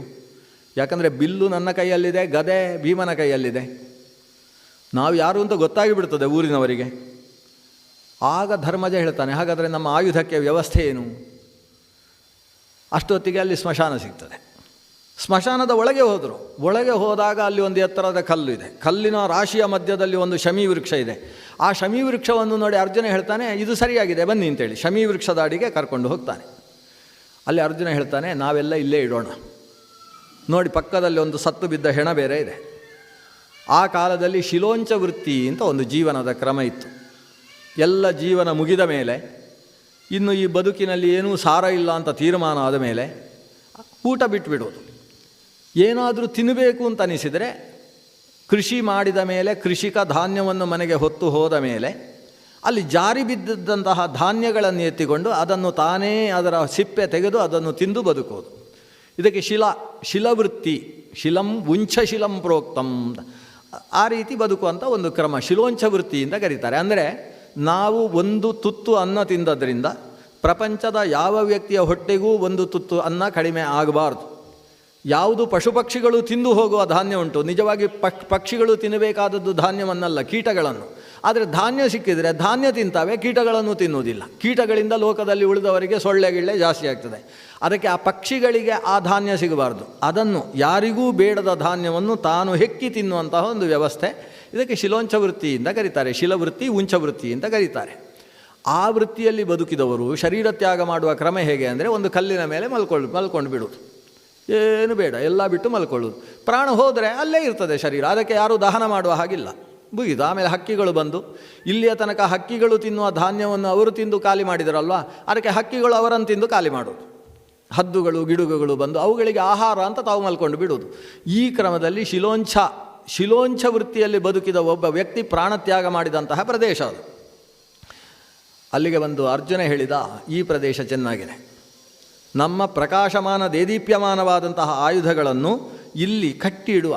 ಯಾರೂ ಈ ಪ್ರದೇಶಕ್ಕೆ ಬರುವುದಿಲ್ಲ. ಯಾಕಂದರೆ ಇಲ್ಲಿ ಬಂದರೆ ಯಾರು ಬರ್ತಾರೆ? ಶಿಲೋಂಚದವರು ಸಾಯುವುದಕ್ಕೆ ಬರ್ತಾರೆ ಅಷ್ಟೇ. ಇದು ದಹನ ಮಾಡದ ಕಲ್ಲುಗಳ ಪ್ರದೇಶ ಆದ್ದರಿಂದ ಕಲ್ಲಿನ ಮೇಲೆ ಹಕ್ಕಿಗಳು ತಿನ್ನುವ ಪ್ರದೇಶ, ಇಲ್ಲಿಗೆ ಬೇರೆ ಯಾರೂ ಬರುವುದಿಲ್ಲ ಅಂತ ಹೇಳಿ ಸಹದೇವನ ಹತ್ರ ಹೇಳ್ತಾನೆ, ತೆಗೋ ನನ್ನ ಬಿಲ್ಲು, ನಿಂದು ಕತ್ತಿ, ಅವಂದು ಗದೆ, ಇವನದ್ದು ಕತ್ತಿ ಎಲ್ಲ ಒಟ್ಟಿಗೆ, ಇವನ ಈಟಿ ಭರ್ಜಿ ಎಲ್ಲ ಸೇರಿಸಿ ಅಲ್ಲಿದ್ದಂತಹ ಒಂದು ಶವದ ಚರ್ಮದಿಂದ ಅದನ್ನು ಕಟ್ತಾರೆ. ಆಮೇಲೆ ಸ್ನಾನ ಮಾಡಿದರೆ ಏನು ಕಥೆ ಎಲ್ಲ ಪ್ರಶ್ನೆ ಮಾಡಬೇಡಿ, ವ್ಯವಸ್ಥೆ ಎಲ್ಲ ಮಾಡಿ, ಸ್ಮಶಾನಕ್ಕೆ ಹೋಗಿದ್ದಾರೆ ಅವರು, ಮಾಡೋದಕ್ಕೆ ಏನು ಕಥೆ, ಅದನ್ನು ಕಟ್ತಾರೆ. ಕಟ್ಟಲಿಕ್ಕೆ ಹಗ್ಗ ಯಾವುದು ಕಾಣಿಸಲಿಲ್ಲ. ಅರ್ಜುನ ಹೇಳಿದ, ನನ್ನ ಬಿಲ್ಲಿನ ಜಾವನ್ನೇ ತೆಗಿ, ಜಾದಿಂದ ಕಟ್ಟು. ಬಿಲ್ಲಿನ ಹೆದೆಯನ್ನೇ ಬಿಡಿಸಿ ಅದರಿಂದಲೇ ಅದನ್ನು ಚೆನ್ನಾಗಿ ಕಟ್ಟಿದರು. ಕಟ್ಟಿದ ಮೇಲೆ ಸಹದೇವನನ್ನು ಮರ ಹತ್ತುವುದಕ್ಕೆ ಹೇಳಿದ. ಭೀಮಸೇನ ತನ್ನ ತಲೆಯ ಮೇಲೆ ಸಹದೇವನನ್ನು ನಿಂತುಕೊಂಡು ಮೇಲಿನ ಕೊಂಬೆಯಲ್ಲಿ ಇಳಿಸಿದ. ಇವ ಕೊಂಬೆಯಿಂದ ಕೊಂಬೆಗೆ ಮೇಲಕ್ಕೆ ಹೋದ, ಮೇಲಿನ ಕೆಳಗಿನ ಕೊಂಬೆಗೆ ಅರ್ಜುನ ಹೋದ. ಭೀಮಸೇನ ಅರ್ಜುನನ ಕೈಯಲ್ಲಿ ಕೊಟ್ಟು, ಅರ್ಜುನ ಸಹದೇವನ ಕೈಯಲ್ಲಿ ಕೊಟ್ಟು, ಸಹದೇವ ಮೇಲೆ ಅದನ್ನು ಗಟ್ಟಿಯಾಗಿ ಕಟ್ಟಿದ. ಕಟ್ಟಿದ ಮೇಲೆ ಭೀಮಸೇನ ಅಲ್ಲಿ ಸತ್ತಿದ್ದ ಒಂದು ಹೆಂಗಸಿನ ಶರೀರವನ್ನು ಕೊಡ್ತಾನಂತೆ, ಶವವನ್ನು ಕೊಡ್ತಾನೆ. ಕೊಟ್ಟು ಇದನ್ನು ಅದರ ಪಕ್ಕದಲ್ಲಿ ಒಟ್ಟಿಗೆ ಕಟ್ಟು. ಆಮೇಲೆ ನಾವೆಲ್ಲ ಏನು ಕಟ್ಟಿದ್ದು ಅಂತ ಕೇಳಿದರೆ, ಅದು ನಮ್ಮ ಅಮ್ಮನನ್ನು ಕಟ್ಟಿದ್ದು ಅಂತ ಹೇಳುವ. ಇದೆಲ್ಲ ವ್ಯವಸ್ಥೆ ಇವತ್ತು. ಅಮ್ಮನನ್ನು ಕಟ್ಟಿದ್ದು. ಅಮ್ಮನಿಗೆ ಮೊನ್ನೆ ಶಾಂತಿಯಾಗಿದೆ, 90ನೇ ವರ್ಷದ ಶಾಂತಿಯೆಲ್ಲ ಆಯಿತು. ಅವರು ಹೀಗೆ ಹೇಳಿದ್ದಾರೆ, ನಮ್ಮ ಕುಲ ಸಂಪ್ರದಾಯದ ಪ್ರಕಾರ ಅವರನ್ನು ಮರಕ್ಕೆ ಕಟ್ಟಿಬಿಡಬೇಕು ಅಂತ ಹೇಳಿದ್ದಾರೆ. ದಹನ ಮಾಡಬಾರ್ದು ಅಥವಾ ಖನನ ಮಾಡಬಾರ್ದು. ಮಣ್ಣಿನಲ್ಲಿ ಹಾಕಿದರೆ ಶರೀರ ಮಣ್ಣಾಗಿ ಹೋಗ್ತದೆ, ಬೆಂಕಿಯಲ್ಲಿ ಹಾಕಿದರೆ ಬೂದಿ ಆಗ್ತದೆ. ನನ್ನ ಶರೀರ ಬೂದಿಯೂ ಆಗಬಾರ್ದು, ಮಣ್ಣು ಆಗಬಾರ್ದು. ಮತ್ತು ಪ್ರಾಣಿಗಳು ತಿನ್ನುವುದಕ್ಕೆ ಸಿಗಬೇಕು, ಕೊಳೆತು ವಾಸನೆ ಬರಬೇಕು. ಹಾಗೆ ನನ್ನನ್ನು ಮರಕ್ಕೆ ಕಟ್ಟಬೇಕು. ಇದು ನನ್ನ ಅಜ್ಜಿಯೂ ಹೀಗೆ, ನನ್ನ ಅಜ್ಜಿಯ ಮುತ್ತಜ್ಜಿಯೂ ಕೂಡ ಹೀಗೆ, ನಮ್ಮ ಕುಲ ಸಂಪ್ರದಾಯ ಅಂತ ಊರಿನವರ ಹತ್ರ ಹೇಳುವ. ಅಂತೂ ಇದನ್ನು ಕಟ್ಟಿದರ ಪ್ರಯೋಜನ ಏನು? ಯಾರೂ ಜನ ಇಲ್ಲಿಗೆ ಬರುವುದಿಲ್ಲ, ತಪಸ್ಸು ಮಾಡುವವರು ಇಲ್ಲಿಗೆ ಬರುವುದಿಲ್ಲ. ಮೊದಲೇ ಶಮಿ ವೃಕ್ಷ, ಬಹಳ ಚೂಪಾದಂತಹ ಮುಳ್ಳು, ಅದರ ಜೊತೆಗೆ ಸ್ಮಶಾನದ ಒಂದು ದುರ್ಗಮವಾದ ಕಲ್ಲಿನ ಮಧ್ಯದಲ್ಲಿ ಬೆಳೆದಿರತಕ್ಕಂತಹ ಮರ, ದೊಡ್ಡದಾಗಿ ಬೆಳೆದಿದೆ. ಅದರಲ್ಲಿ ಇದನ್ನು ಕಟ್ಟಿ ಶವವೂ ಇದೆ ಅಂತಾದರೆ ಯಾರೂ ಬರುವುದಿಲ್ಲ. ಅಂತೂ ತಮ್ಮ ಅಸ್ತ್ರಕ್ಕೆ ಇಷ್ಟೆಲ್ಲ ವ್ಯವಸ್ಥೆಯನ್ನು ಮಾಡಿ ಸಹದೇವ ಕೆಳಗಿಳಿದ ಮೇಲೆ ಭೀಮಸೇನ ಹೇಳಿದ, ಈ ಶಮೀದೇವಿಯನ್ನು ಪ್ರಾರ್ಥನೆ ಮಾಡಿ ಹೊರಡುವ. ಶಮಿಗೆ 4 ಪ್ರದಕ್ಷಿಣೆ ಬರ್ತಾರೆ. ಪ್ರದಕ್ಷಿಣೆ ಅಂದರೆ 4 ಅಂತಲೇ ಅರ್ಥ. ಅದು ಕೆಲವರಿಗೆ ಕೆಲವು, ಒಬ್ಬರಿಗೆ 6 ಪ್ರದಕ್ಷಿಣೆ, ಒಬ್ಬರಿಗೆ 4, ಒಬ್ಬರಿಗೆ 3. ಪಿತೃಗಳಿಗೆ 3 ಪ್ರದಕ್ಷಿಣೆ ಬರಬೇಕು ಅಂತುಂಟು. ಸಮಸ್ತ ಸಂಪತ್ ಸಮವಾಪ್ತಿ ಹೇತವಹ ಅಂತ ಬ್ರಹ್ಮದಂಡವನ್ನು ಮಾಡುವಾಗ 3 ಪ್ರದಕ್ಷಿಣೆ. ಪಿತೃಗಳಿಗೆ 3, ವಿಷ್ಣುವಿಗೆ 4, ದುರ್ಗೆಗೆ 6, ಹೀಗೆ ಒಬ್ಬೊಬ್ಬರಿಗೆ ಒಂದೊಂದು ಪ್ರದಕ್ಷಿಣ ಸಂಖ್ಯೆಯನ್ನು, ರುದ್ರನಿಗೆ ಅರ್ಧ ಅಂತ ಬೇರೆ ಹೇಳಿದ್ದಾರೆ. ಅಂತೂ ಪ್ರದಕ್ಷಿಣೆಯ ವ್ಯವಸ್ಥೆಯಲ್ಲಿ ಶಮಿಗೆ ಪ್ರದಕ್ಷಿಣೆ ಬರ್ತಾರೆ. ಶಮೀದೇವಿಯನ್ನು ಪ್ರಾರ್ಥನೆ ಮಾಡ್ತಾರೆ. ಶಮೀದೇವಿಯನ್ನು ಪ್ರಾರ್ಥನೆ ಮಾಡಿ, ನಮ್ಮ ಅಸ್ತ್ರವನ್ನು ಸಂರಕ್ಷಿಸು ತಾಯಿ, ನಮಗೆ ಬೇಕಾದಾಗ ಆ ಅಸ್ತ್ರ ನಮ್ಮ ಕೈಗೆ ಸಿಗುವ ಹಾಗೆ ವ್ಯವಸ್ಥೆ ಮಾಡು ತಾಯಿ ಅಂತ ಶಮಿಗೆ ನಮಸ್ಕಾರ ಮಾಡಿ. ಅಂದರೆ ನಮ್ಮ ಇತಿಹಾಸದಲ್ಲಿ ನಾವು ಯಾವುದನ್ನು ಕೇವಲ ಜಡ ಅಂತ ಭಾವಿಸುವ ಕ್ರಮ ಇಲ್ಲ. ಮಹಾಭಾರತದ ಹೆಜ್ಜೆ ಹೆಜ್ಜೆಗೆ ಅದು ಸ್ಪಷ್ಟವಾಗ್ತದೆ. ನಾವೊಂದು ಪೆನ್ನಿನಲ್ಲಿ ಒಂದಷ್ಟು ಹೊತ್ತು ಬರೆದ ಮೇಲೆ ಎತ್ತಿ ತೊಟ್ಟಿಗೆ ಹಾಕುವ ಕ್ರಮ ಇಲ್ಲ. ಈ ಯೂಸ್ ಆ್ಯಂಡ್ ಥ್ರೋ ಅನ್ನೋದು ಪರದೇಶದಿಂದ ಬಂದಂಥ ಕ್ರಮ. ನಮ್ಮ ಕ್ರಮ ಪೆನ್ನಲ್ಲಿ ಒಂದಷ್ಟು ಬರೆದ ಮೇಲೆ ಪೆನ್ನನ್ನು ಕಣ್ಣಿಗೆ ತಾಗಿಸಿಕೊಂಡು ಗಣಪತಿಯನ್ನು ಆಲೋಚನೆ ಮಾಡಿಕೊಂಡು ಕೆಳಗಿಡುವಂಥದ್ದು. ಪುಸ್ತಕಕ್ಕೆ ಕಾಲು ತಾಗಿದ್ರೂ ಕೂಡ ಪುಸ್ತಕವನ್ನು ಎತ್ತಿ ತಲೆಗೆ ತಾಗಿಸಿಕೊಂಡು ಕಣ್ಣಿಗೆ ಆನಿಸಿಕೊಂಡು ಸರಸ್ವತಿಯನ್ನು ಪ್ರಾರ್ಥನೆ ಮಾಡುವಂಥದ್ದು ನಮ್ಮ ಕ್ರಮ. ಅಂದರೆ ಪ್ರತಿಯೊಂದು ಜಡವಸ್ತುವಿನಲ್ಲೂ ಕೂಡ ಚೇತನ ಶಕ್ತಿ ಇದೆ ಅನ್ನುವುದು ಈ ಭಾರತದ ದೇಶದ ರಕ್ತದಲ್ಲೇ ಬಂದಿರತಕ್ಕಂತಹ ಒಂದು ಜೀವನ ಧರ್ಮ. ಅದು ಮಹಾಭಾರತ, ರಾಮಾಯಣದಂತಹ ಗ್ರಂಥಗಳಿಂದ ನಮ್ಮಲ್ಲಿ ರಕ್ತಸಾತ್ಕೃತವಾಗಿರತಕ್ಕಂತಹ ವಿಷಯ. ಒಂದು ಶಮಿ ಮರ ಅಂದರೆ ಬರೀ ಮರ ಅಲ್ಲ. ಬರೀ ಮರ ಹೌದಾದರೆ ನಮಗೆ ಅಡ್ಡ ಆಗ್ತದೆ ಎಂದು ನಾಳೆ ಕತ್ತರಿಸಿ ಹಾಕಿಬಿಡ್ತೇವೆ. ತೆಂಗಿನ ಮರ ಅಲ್ಲಿದೆ, ತೆಂಗಿನಕಾಯಿ ಅಕಸ್ಮಾತ್ ತಲೆ ಮೇಲೆ ಬಿದ್ದರೆ ಅಂತ ನಾವು ಕತ್ತರಿಸಿ ಹಾಕ್ತೇವೆ. ಇಲ್ಲಿಯ ತನಕ ತೆಂಗಿನ ಮರದಿಂದ ತೆಂಗಿನಕಾಯಿ ಬಿದ್ದು ಸತ್ತವರಿಲ್ಲ. ಅಕಸ್ಮಾತ್ ಹಾಗೆ ಸತ್ತರೆ ಅವ ಮೋಕ್ಷಕ್ಕೆ ಹೋಗ್ತಾನೆ, ಅವನ ಬ್ರಹ್ಮರಂಧ್ರ ಭೇದಿಸ್ತದೆ ಅಂತ ಇಷ್ಟು ಶ್ರದ್ಧೆಯನ್ನು ಹೊಂದಿ ನಮ್ಮ ನೆತ್ತಿಗೆ ಬೀಳುವ ಹಾಗೆ ತೆಂಗಿನ ಮರ ಇದ್ದರೂ ತೆಗೆಯುವುದಿಲ್ಲ. ಯಾಕೆಂದರೆ ಅದನ್ನು ಕಲ್ಪವೃಕ್ಷ ಅನ್ನುವ ಭಾವ ನಮ್ಮಲ್ಲಿದೆ. ಅದನ್ನ ವೃಕ್ಷಗಳು ಇವತ್ತು ಚೆನ್ನಾಗಿ ಉಳಿದದ್ದೇ ಅದರಲ್ಲಿ ಇರತಕ್ಕಂತಹ ಚೇತನ ಶಕ್ತಿಯ ಭಾವನೆಗಳಿಂದ. ಶಮಯತೆ ಪಾಪಂ, ನಮ್ಮ ಪಾಪವನ್ನು ಶಮನ ಮಾಡತಕ್ಕಂತಹ ಶಕ್ತಿ, ಆಯುರ್ವೇದದ ಶಕ್ತಿ ಶಮೀ ವೃಕ್ಷದಲ್ಲಿದೆ. ಶನಿಗ್ರಹಕ್ಕೆ ಸಂಬಂಧಪಟ್ಟಂತಹ ವೃಕ್ಷ ಶಮೀ ವೃಕ್ಷ ಅಂತ ಕರೆಸಿಕೊಂಡಿದೆ. ಅಂತಹ ಶಮಿಯ ಸುತ್ತ ಪ್ರದಕ್ಷಿಣೆ ಬಂದು ನಮಸ್ಕಾರ ಮಾಡಿ ಭೀಮಸೇನಾದಿಯಾಗಿ ಮುಂದಕ್ಕೆ ಸಾಗಿದರು. ಅಂತೂ ಈಗ ಅವರು ಪೂರ್ತಿ ತಮ್ಮ ಜವಾಬ್ದಾರಿ ಯಾರ ಮೇಲೂ ಇಲ್ಲ. ವಿರಾಟ ನಗರಕ್ಕೆ ಮೊದಲು ಸನ್ಯಾಸಿಗಳು ಬಂದರು. ವಿರಾಟ ನಗರದಲ್ಲಿ ಸಿಂಹಾಸನದ ಮೇಲೆ ಇದ್ದಾನೆ ರಾಜ ವಿರಾಟ. ಅವನನ್ನು ಮತ್ಸ್ಯರಾಜ ಅಂತ ಕರೀತಾರೆ. ಮತ್ಸ್ಯ ದೇಶದ ಅಧಿಪತಿಯವ. ಈ ದೇಶಕ್ಕೆ ಮತ್ಸ್ಯ ಅಂತ ಹೆಸರು ಬಂದದ್ದು ಯಾಕೆ? ಸತ್ಯವತೀ ದೇವಿಯ ತಮ್ಮನ ಪ್ರದೇಶ ಆದ್ದರಿಂದ ಅದಕ್ಕೆ ಮತ್ಸ್ಯ ದೇಶ ಅಂತ ಹೆಸರು. ಉಪರಿಚರ ವಸುವಿನ ಮಗ ಮತ್ಸ್ಯರಾಜ. ಹಿಂದಕ್ಕೆ ಮೀನಿನ ಹೊಟ್ಟೆಯಿಂದ ಹುಟ್ಟಿದ ಸತ್ಯವತಿ ಮತ್ತು ಇವ. ಸತ್ಯವತಿಗೆ ಮತ್ಸ್ಯಗಂಧಿ ಅಂತ ಹೆಸರು. ಈ ಗಂಡು ಮಗುವನ್ನು ಉಪರಿಚರವಸು ತಾನು ಸ್ವೀಕಾರ ಮಾಡಿದ್ದ. ಆ ಮತ್ಸ್ಯರಾಜನ ಊರು ಆದ್ದರಿಂದ ಅಲ್ಲಿ ಅಧಿಪತಿ ವಿರಾಟನನ್ನು ಮತ್ಸ್ಯರಾಜ ಅಂತ ಕರೀತಾ ಇದ್ದರು. ಅಂತಹ ವಿರಾಟನಲ್ಲಿಗೆ ಬಂದರು. ಯಾವಾಗ ಈತ ಆಸ್ಥಾನದ ಒಳಗೆ ಕಂಕ ಪ್ರವೇಶ ಮಾಡಿದ ಕೂಡಲೇ ಇಡೀ ಸಭೆ ಎದ್ದು ನಿಂತಿತು. ಯಾಕಂದರೆ ಪ್ರಧಾನ ಪುರೋಹಿತರು ಎದ್ದು ನಿಂತರಂತೆ ಅಲ್ಲಿ. ಈತನ ಮುಖ ನೋಡಿದಾಗಲೇ ಸನ್ಯಾಸಿಯ ವರ್ಚಸ್ಸು ಅವೆಲ್ಲ ಕಾಣಿಸಿತು. ನೇರವಾದ ನಡಿಗೆ, ಸಿಂಹ ಸಂಹನನ ಗಾತ್ರ, ಜೊತೆಗೆ ಸಿಂಹದ ಒಂದು ವಿಶಿಷ್ಟವಾದ ಗಾಂಭೀರ್ಯ, ಇವೆಲ್ಲ ಕಾರಣದಿಂದ, ಜೊತೆಗೆ ಯುವಕ. ಈತ ಬಂದ ಕಾರಣದಿಂದ ಎಲ್ಲರೂ ಎದ್ದು ನಿಂತರು. ಯುವಕ ಅಂದರೆ ಎಷ್ಟು? 69 ವರ್ಷ ಆಗಿದೆ. ಇನ್ನು ಸಪ್ತತಿ ಶಾಂತಿ ಆಗುವುದಕ್ಕೆ ಹತ್ತಿರ ಆಗಿದೆ. ಅದು ಅವರು ಯುವಕನಾದಂತಹ ಸನ್ಯಾಸಿ ಪ್ರವೇಶ ಮಾಡಿದ. ಎಲ್ಲರೂ ಎದ್ದು ನಿಂತರು. ವಿರಾಟನೂ ಕೂಡ ಸ್ವತಃ ಎದ್ದು ಬಂದು ಅವರ ಪಾದಕ್ಕೆ ನಮಿಸಿ ಕೈ ಹಿಡ್ಕೊಂಡು ಬಂದು ತನ್ನ ಸಿಂಹಾಸನದ ಪಕ್ಕದಲ್ಲಿದ್ದಂತಹ ಆಸ್ಥಾನ ವಿದ್ವಾಂಸರ ಸಿಂಹಾಸನದಲ್ಲಿ ಕೂಡಿಸಿ ಅವರ ಪಾದ ಪ್ರಕ್ಷಾಲನೆ ಮಾಡಿ ತಾನು ಶಿರಸ್ಸಿನ ಮೇಲೆ ನೀರನ್ನು ಧಾರಣೆ ಮಾಡಿಕೊಳ್ತಾನೆ. ಗುರುಗಳು ಬಂದಿದ್ದಾರೆ, ಸನ್ಯಾಸಿಗಳು ಬಂದಿದ್ದಾರೆ ಅಂತ ಮಾತಾಡಿಸಿದ ವಿರಾಟ. ತಾವು ಈ ಸಭೆಯಲ್ಲಿ ಯಾರೂ ಕೂಡ ನಿಮ್ಮನ್ನು ನೋಡಲಿಲ್ಲಂತೆ, ಯಾರಿಗೂ ಗೊತ್ತಿಲ್ಲ ನಿಮ್ಮ ಬಗ್ಗೆ. ಆದರೆ ಇಂಥ ತೇಜಸ್ವಿಗಳು ನೀವು ಯಾವ ಊರಿನಿಂದ ಬರ್ತಾ ಇದ್ದೀರಿ? ನಾವು ಹಸ್ತಿನಾಪುರದಿಂದ ಬಂದದ್ದು ಅಂತ ಮೊದಲ ಮಾತಿಯೊಂದು. ಹಸ್ತಿನಾಪುರದಿಂದ ಬಂದಿದ್ದೇನೆ. ನನಗೆ ಯುಧಿಷ್ಠಿರನ ಜೊತೆಗೆ ನಾನು ಬದುಕ್ತಾ ಇದ್ದವ. ಆಮೇಲೆ ಒಂದು ಊರಿಗೆ ಹೋದರೆ 1 ವರ್ಷ ಇರುವುದು ಅಂತ ಒಂದು ವ್ಯವಸ್ಥೆ ಮಾಡಿಕೊಂಡು ನಾನು ತಿರುಗಾಡ್ತಾ ಈಗ 1 ವರ್ಷದ ವಾಸಕ್ಕೋಸ್ಕರ ನಿಮ್ಮಲ್ಲಿ ಬಂದಿದ್ದೇನೆ. ಕಾರಣ ಏನು ಅಂತ ಹೇಳಿದರೆ ನಿಮ್ಮ ವ್ಯಕ್ತಿತ್ವದ ಬಗ್ಗೆ ಜನ ಎಲ್ಲ ಮಾತಾಡಿಕೊಳ್ತಾರೆ. ಅಂಥ ಸಜ್ಜನರ ಜೊತೆ ಇರಬೇಕು ಅಂತ ನಾನು ನಿಮ್ಮಲ್ಲಿಗೆ 1 ವರ್ಷದ ವ್ರತದಲ್ಲಿ ಬಂದಿದ್ದೇನೆ. ಅಲ್ಲಿ ನೀವು ಸನ್ಯಾಸ ವ್ರತ ಯಾವಾಗ ಸ್ವೀಕಾರ ಮಾಡಿದ್ದು? ಅದು ಕೆಲವು ಕಾಲ ಸನ್ಯಾಸಿ ಆಗಿರ್ತೇನೆ ನಾನು ಅಂತ ಅಷ್ಟೇ ಹೇಳಿದ ಇವ. ಇನ್ನೇನು ಹೇಳಲಿಲ್ಲ, ಸುಳ್ಳು ಹೇಳುವುದಿಲ್ಲ ಅವ. ನಾನು ಕೆಲವು ಕಾಲ ಸನ್ಯಾಸಿ ಆಗಿರುವವ. ಸ್ವಭಾವದಿಂದ ನಾನು ಸನ್ಯಾಸಿ ಅಂತ ನಿಮ್ಮ ಹತ್ರ ಹೇಳಿಕೊಳ್ಳುವುದಿಲ್ಲ. ಯಾಕಂದರೆ ನೋಡಿ, ನಮ್ಮ ಈ ಜೋಳಿಗೆಯಲ್ಲಿ ದಾಳವೂ ಕೂಡ ಇದೆ ಅಂತ ದಾಳವನ್ನು ತೋರಿಸ್ತಾನೆ. ವಿರಾಟನಿಗೆ ಅದು ನೋಡಿದ ಕೂಡಲೇ ಒಂದು ರೀತಿ ಹಾಕೋಣ, ಜಂಕಾನ ಹಾಕುವ ಅಂತ. ಈ ಕೆಲವರಿಗೆ ಇಸ್ಪೀಟ್ ಕಂಡು ಗುಳ್ಳೆ ಶುರು ಆಗ್ತದೆ. ಒಂದು ಹಾಕುವ, ಒಂದು ಹಾಕಿಬಿಡುವ ಅಂತ ಈ ಕೆಲವರ ಮನಸ್ಸು ಹಾಗಿರ್ತದೆ. ಇವನಿಗೆ ಯಾವಾಗ ದಾಳವನ್ನು ನೋಡಿದ ವಿರಾಟ, ಏನೋ ಅವನಿಗೆ ತುಂಬ ಆತ್ಮೀಯ ಭಾವ ಬಂತು. ಈ ದ್ಯೂತ ಆಡುವವರಿಗೆ ದ್ಯೂತದ ಪಗಡೆ ನೋಡಿದ ಕೂಡಲೇ ಆ ಭಾವನೆ ಬಂದುಬಿಡುತ್ತದೆ ಅಂತ ಅವನಿಗೊಂದು ಆತ್ಮೀಯ ಭಾವ ಬಂತು. ತಮಗೆ ಜೂಜಾಡುವುದರಲ್ಲಿ ಅಭ್ಯಾಸ ಇದೆಯಾ? ಹೌದು. ಅದಕ್ಕೆ ನಾನು ಹೇಳಿದ್ದು, ನಾನು ಸ್ವಭಾವತಃ ಸನ್ಯಾಸಿ ಅಲ್ಲ. ನೀವು ಭಾರೀ ದ್ಯೂತ ಆಡುವವರು, ಮಹಾಸಮರ್ಥರು ಅಂತ ಊರಲ್ಲೆಲ್ಲ ಕೇಳಿದ್ದೇನೆ. ನಿಮ್ಮದು ಏನೂ ಅಲ್ಲ ಅಂತ ತೋರಿಸುವುದಕ್ಕೆ ನಾನು ಬಂದಿದ್ದೇನೆ. ವಿರಾಟನಿಗೆ ಭಾರಿ ಖುಷಿಯಾಯಿತು. ಮೊದಲೇ ಚೆನ್ನಾಗಿ ನನಗೆ ಗೊತ್ತಿರುವ ವಿದ್ಯೆ ಅಂದರೆ ದ್ಯೂತ ವಿದ್ಯೆ. ಅದನ್ನು ಇವನಿಂದ ಇನ್ನಷ್ಟು ಕಲಿಬೋದು. ನನ್ನನ್ನು ಸೋಲಿಸ್ತೇನೆ ಅಂತೇಳಿ ಹೇಳ್ತಾನೆ. ಒಂದು ಅನುಕೂಲ ಆಯಿತು. ಅದು ನೀವು ನಮ್ಮಲ್ಲಿದ್ದು ಏನೇನು ಮಾಡಬೇಕು, ನಿಮಗೆ ಯಾವ ರೀತಿ ವ್ಯವಸ್ಥೆ, ಚಾತುರ್ಮಾಸ್ಯ, ವ್ರತದ ಊಟವೋ, ಯಾವ ವ್ರತ, ಏನು ವ್ಯವಸ್ಥೆ ಆಗಬೇಕು ನಿಮಗೆ? ನಮಗೆ ನೀವು ತಂದುಕೊಟ್ಟ ಆಹಾರ ಆಗುವುದಿಲ್ಲ. ನಮಗೆ ಪರಿಶುದ್ಧವಾಗಿ ದೃಢಕಾಯನಾದ ವ್ಯಕ್ತಿ, ಸೂತ ವ್ಯಕ್ತಿತ್ವವೇ ಆಗಿರಬೇಕು. ಸೂತ ವ್ಯಕ್ತಿಯಾದ ಮಾಡಿದ ಅಡಿಗೆಯೇ ನಮಗೆ ಆಗಬೇಕು. ಹೆಂಗಸರೆಲ್ಲ ಅಡಿಗೆ ಮಾಡಿದರೆ ಆಗೋದಿಲ್ಲ. ಅಯ್ಯೋ, ನಮ್ಮಲ್ಲಿ ಹೆಂಗಸರನ್ನೇ ನಾವು ಮಹಾನಸದ ಮಹಾ ಅಧಿಕಾರಿಣಿಯರನ್ನಾಗಿ ನೇಮನ ಮಾಡಿದ್ದು. ನಿಮಗೆ ವ್ಯವಸ್ಥೆ ಯಾರಾದರೂ ಬರ್ತಾರೆ ಬಿಡಿ ಅಂತ ಭೀಮಸೇನ ಬರ್ತಾ ಇದ್ದಾನೆ, ಒಂದೇ ವ್ಯವಸ್ಥೆ. ನಮಗೆ ಅಡಿಗೆ ಅಂಥವರು ಮಾಡಿದ್ದೇ ಅಡಿಗೆ ಆಗಬೇಕು. ಅದನ್ನು ಸ್ವೀಕಾರ ಮಾಡಿಕೊಂಡು ನಾವು ಜೀವನ ಮಾಡುವವರು. ಮತ್ತು ಜ್ಯೋತಿಷ್ಶಾಸ್ತ್ರ, ಶಕುನಶಾಸ್ತ್ರ, ಧರ್ಮಶಾಸ್ತ್ರ, ಅರ್ಥಶಾಸ್ತ್ರ, ಕಾಮಶಾಸ್ತ್ರ, ಮೋಕ್ಷಶಾಸ್ತ್ರ, ನಮಗೆ ಗೊತ್ತಿಲ್ಲದೇ ಇದ್ದ ಶಾಸ್ತ್ರವೇ ಇಲ್ಲ. ನೀವು ಏನು ಸಮಸ್ಯೆ ಬಂದರೂ ನನ್ನ ಹತ್ರ ಕೇಳ್ಬೋದು, ಉತ್ತರ ಸಿದ್ಧ ಇದೆ. ವಿರಾಟ ಮತ್ತೊಮ್ಮೆ ನಮಸ್ಕಾರ ಮಾಡ್ತಾನೆ.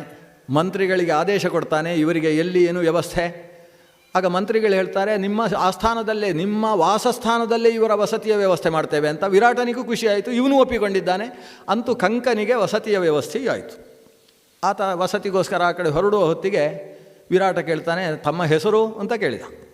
ಕಂಕಃ ಅಂತ ಇವ ಗಟ್ಟಿಯಾಗಿ ಹೇಳ್ತಾನೆ. ಕಂಕ ಅಂತ ನನ್ನ ಹೆಸರು. ಅಲ್ಲಿಯ ವಿದ್ವಾಂಸರೆಲ್ಲ ಆಕಾಶ ನೋಡಿದ್ರಂತೆ, ಇದರ ಅರ್ಥ ಎಂಥದ್ದು ಅಂತ. ಕಹ, ಯಾರು ಅಂತ ಕೇಳಿದರೆ ಏನು ಹೇಳಬೇಕು?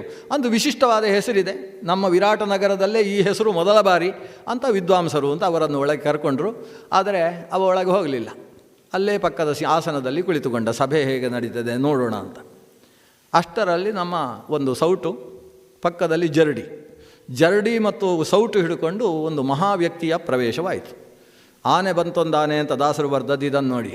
ಒಂದು ದೊಡ್ಡ ಆನೆಯೇ ಪ್ರವೇಶವಾಯಿತು, ಗೂಳಿ ಪ್ರವೇಶ ಮಾಡಿದ ಹಾಗೆ ಅಂತ. ವೇದವ್ಯಾಸರಿಗೆ ಭೀಮಸೇನ ಪ್ರವೇಶ ಮಾಡಿದರೆ ಒಂದು ಖುಷಿ, ಅಷ್ಟು ಚೆನ್ನಾಗಿ ವರ್ಣನೆ ಮಾಡ್ತಾರೆ. ಭೀಮಸೇನ ತನ್ನ ಕೈಯಲ್ಲಿದ್ದ ಸೌಟನ್ನು ತನ್ನ ಹೆಗಲಿನ ಮೇಲೆ ಇಟ್ಟುಕೊಂಡು ಅದರ ಮೇಲೆ ಬಹಳ ಮಹತ್ವ ತೋರಿಸಿದಂತೆ. ದರ್ವಿ ಅಂತ ಅದಕ್ಕೆ ಹೆಸರು ಸಂಸ್ಕೃತದಲ್ಲಿ. ಭೀಮಸೇನ ಗದೆಯನ್ನು ಕೂಡ ಅದೇ ರೀತಿ ಹಿಡ್ಕೊಳ್ಳೋದು. ಯಾಕಂದರೆ ಗದೆ ಅಂದರೆ ಅದೊಂದು ರೀತಿ ಶ್ರದ್ಧೆಗೆ ವಿಷಯವಾದದ್ದು. ದುರ್ಯೋಧನನ ಗದೆಗೂ ಭೀಮಸೇನನ ಗದೆಗೂ ವ್ಯತ್ಯಾಸ ಏನು ಅಂದರೆ, ದುರ್ಯೋಧನ ಗದೆಯನ್ನು ಈ ಕೆಲವು ತುಂಬ ವಯಸ್ಸಾದವರು ಕೊಡೆ ಹಿಡ್ಕೊಂಡು ಹೋಗೋದಿಲ್ಲ, ನೆಲಕ್ಕೆ ಊರಿಕೊಂಡು ಹೋಗೋದಿಲ್ಲ. ಹಾಗೆ ಅವ ಭೀಮಸೇನ ಗದೆಯನ್ನು ನೆಲಕ್ಕೆ ತಿರುಗಿಕೊಂಡೇ ಹೋಗೋದು. ಆದರೆ ಯಾರ್ದು ದುರ್ಯೋಧನನ ಕ್ರಮ ಹಾಗಾದರೆ, ಭೀಮಸೇನನ ಗದೆ ಅದು ವಿದ್ಯುತ್ ಪ್ರಚಂಡ ಅಂತ ಹೇಳುವಂಥದ್ದು. ಅದು ಎತ್ತಿ ಆತ ಯಾವತ್ತೂ ಕೂಡ ತನ್ನ ಭುಜದ ಮೇಲೆ ಇಟ್ಟುಕೊಂಡಿರತಕ್ಕಂತಹ ಗದೆ. ಆ ಗದೆಯಲ್ಲೂ ಕೂಡ ದೇವತಾ ಸನ್ನಿಧಾನವನ್ನು ಆಲೋಚನೆ ಮಾಡ್ತಕ್ಕಂಥ ವ್ಯಕ್ತಿತ್ವ ಭೀಮಸೇನನದ್ದು. ಆತ ನನ್ನ ಆಯುಧ ಇನ್ನು 1 ವರ್ಷದ ತನಕ ಈ ಸೌಟು ಅಂತೇಳಿ ಸೌಟು ಇಟ್ಕೊಂಡಿದ್ದಾನೆ. ಅದನ್ನು ಗದೆಯ ಸ್ಥಾನದಲ್ಲಿ ಇಟ್ಕೊಂಡಿದ್ದಾನೆ. ಸಕಲ ಪಾಕ ತಂತ್ರ ಕುಶಲ. ಪಾಕದಲ್ಲಿ ಅನೇಕ ತಂತ್ರಗಳುಂಟು. ತಂತ್ರ ಅಂದರೆ ತುಂಬ ಅಡಿಗೆ ಮಾಡಬೇಕಾದ್ರೆ ಭೀಮಸೇನೇ ಹೇಳುವುದು. ಪಾಕದ ತಂತ್ರ ಹೇಗಿರ್ತದೆ ಅಂತೇಳಿದರೆ, ಎಲ್ಲ ಅಕ್ಕಿಯನ್ನು ಬೇಯಿಸಬಾರ್ದು. ಮುಸುರೆ ಇಲ್ಲದ ಅನ್ನವನ್ನು ಮಾಡಬಲ್ಲವ ನಾನು ಅಂತ ಹೇಳ್ತಾನೆ ಅವ. ಸಂಸ್ಕೃತದಲ್ಲಿ ಮುಸುರೆ ಅಂದರು ಅನ್ನ ಅಂದರು ಒಂದೇ. ಅನ್ನಂ ಅಂದರೆ ಮುಸುರೆ ಅಂತಲೇ ಅರ್ಥ. ಯಾವುದನ್ನು ಮುಟ್ಟಿದರೆ ಕೈ ತೊಳ್ಕೊಳ್ಬೇಕು, ಅದು ಬಿಟ್ಟು ಕೈಯಲ್ಲಿ ಮುಸುರೆ ತಾಗಿತು ಅಂತ ಎಲ್ಲ ಮೇಗೆ ಸ್ನಾನ ಮಾಡ್ಕೊಂಡು ಬರಲಿಕ್ಕಿಲ್ಲ. ಯಾವುದನ್ನು ಮುಟ್ಟುವುದರಿಂದ ಕೈ ತೊಳ್ಕೊಳ್ಬೇಕು, ಅಂಥದ್ದನ್ನು ಮುಸುರೆ ಅಂತ ಕರೆಯೋದು. ಈ ಮುಸುರೆ ಅನ್ನುವುದಕ್ಕೆ ಸಂಸ್ಕೃತದಲ್ಲಿ ಅನ್ನ ಅಂತ ಶಬ್ದ. ಅನ್ನ ಯಾವುದು ಯಾವಾಗ ಅನ್ನವಾಗ್ತದೆ ಅಂದರೆ, ತಂಡುಲಹ ಅಗ್ನ್ಯಂಬು ಸಂಯೋಗಾತ್ ಪಿಷ್ಟಂ ಲವಣಯೋಗತಃ ಫಲಂ ತ್ರಿತಯ ಸಂಯೋಗಾತ್ ಅನ್ನಂ ಭವತಿ ತತ್ಕ್ಷಣಾತ್. ಒಂದು ಮುಸುರೆ ಅಂತ ಅನಿಸಬೇಕಾದ್ರೆ ಅದು ಅಕ್ಕಿ ಅಂತಾದರೆ ಅದಕ್ಕೆ ನೀರು ಹಾಕಿದರೆ ಮುಸುರೆ ಆಗುವುದಿಲ್ಲ, ಅಥವಾ ಅಕ್ಕಿಯನ್ನು ಬೆಂಕಿಯಲ್ಲಿ ಹುರಿದ್ರೆ ಮುಸುರೆ ಆಗುವುದಿಲ್ಲ. ನೀರು ಮತ್ತು ಬೆಂಕಿಯ ಜೊತೆಗೆ ಅಕ್ಕಿ ಸೇರಿತು ಅಂತಾದರೆ ಮುಸುರೆ ಆಯಿತು ಅಂತ ಅರ್ಥ. ಅನ್ನ ತಂಡುಲಹ ಅಗ್ನಿ ಅಂಬು ಸಂಯೋಗಾತ್ ಅನ್ನಂ ಭವತಿ ತತ್ಕ್ಷಣಾತ್. ಆದ್ದರಿಂದ ಅರಳು ಅಕ್ಕಿಯನ್ನೇ ಹುರಿದಿದ್ರೂ ಕೂಡ ಅದು ಮುಸುರೆ ಆಗುವುದಿಲ್ಲ. ಯಾಕೆಂತ ಹೇಳಿದರೆ ಅದಕ್ಕೆ ನೀರಿನ ಸಂಪರ್ಕ ಆಗಲಿಲ್ಲ. ಅದೇ ನೀರಿನ ಜೊತೆಗೆ ಬೆಂದ ಅಕ್ಕಿ ಅದು ಮುಸುರೆ, ಅನ್ನ ಅಂತ ಕರೆಸಿಕೊಳ್ತದೆ. ಇನ್ನು ಗೋಧಿ ಹಿಟ್ಟು ರಾಗಿ ಹಿಟ್ಟು ಎಲ್ಲ ಆದರೆ ಹೇಗೆ, ಅದು ಕೂಡ ಹಾಗೆ. ಅದಕ್ಕೆ ನೀರು ಹಾಕಿದರೂ ಮುಸುರೆ ಅಲ್ಲ. ಪಿಷ್ಟಂ ಲವಣ ಯೋಗತಃ. ನೀರು ಹಾಕಿದರೆ ಮುಸುರೆ ಆಗುವುದಿಲ್ಲ. ಆದರೆ ನೀರು ಮತ್ತು ಉಪ್ಪು ಸೇರಿಸಿದರೆ ಅದು ಮುಸುರೆ ಆಯಿತು. ಅದನ್ನು ಬೆಂಕಿಯಲ್ಲಿಡಬೇಕು ಅಂತಿಲ್ಲ. ನೀರು ಉಪ್ಪುಗಳ ಸಂಪರ್ಕದಿಂದ ಪಿಷ್ಟವು ಮುಸುರೆ ಅನ್ನ ಅಂತ ಕರೆಸಿಕೊಳ್ತದೆ. ಅದರಿಂದ ಉಪ್ಪು ಹಾಕದೇ ಚಪಾತಿ ಮಾಡಿದರೆ ಮುಸುರೆ ಆಗುವುದಿಲ್ಲ ಅಂತ ಅರ್ಥ.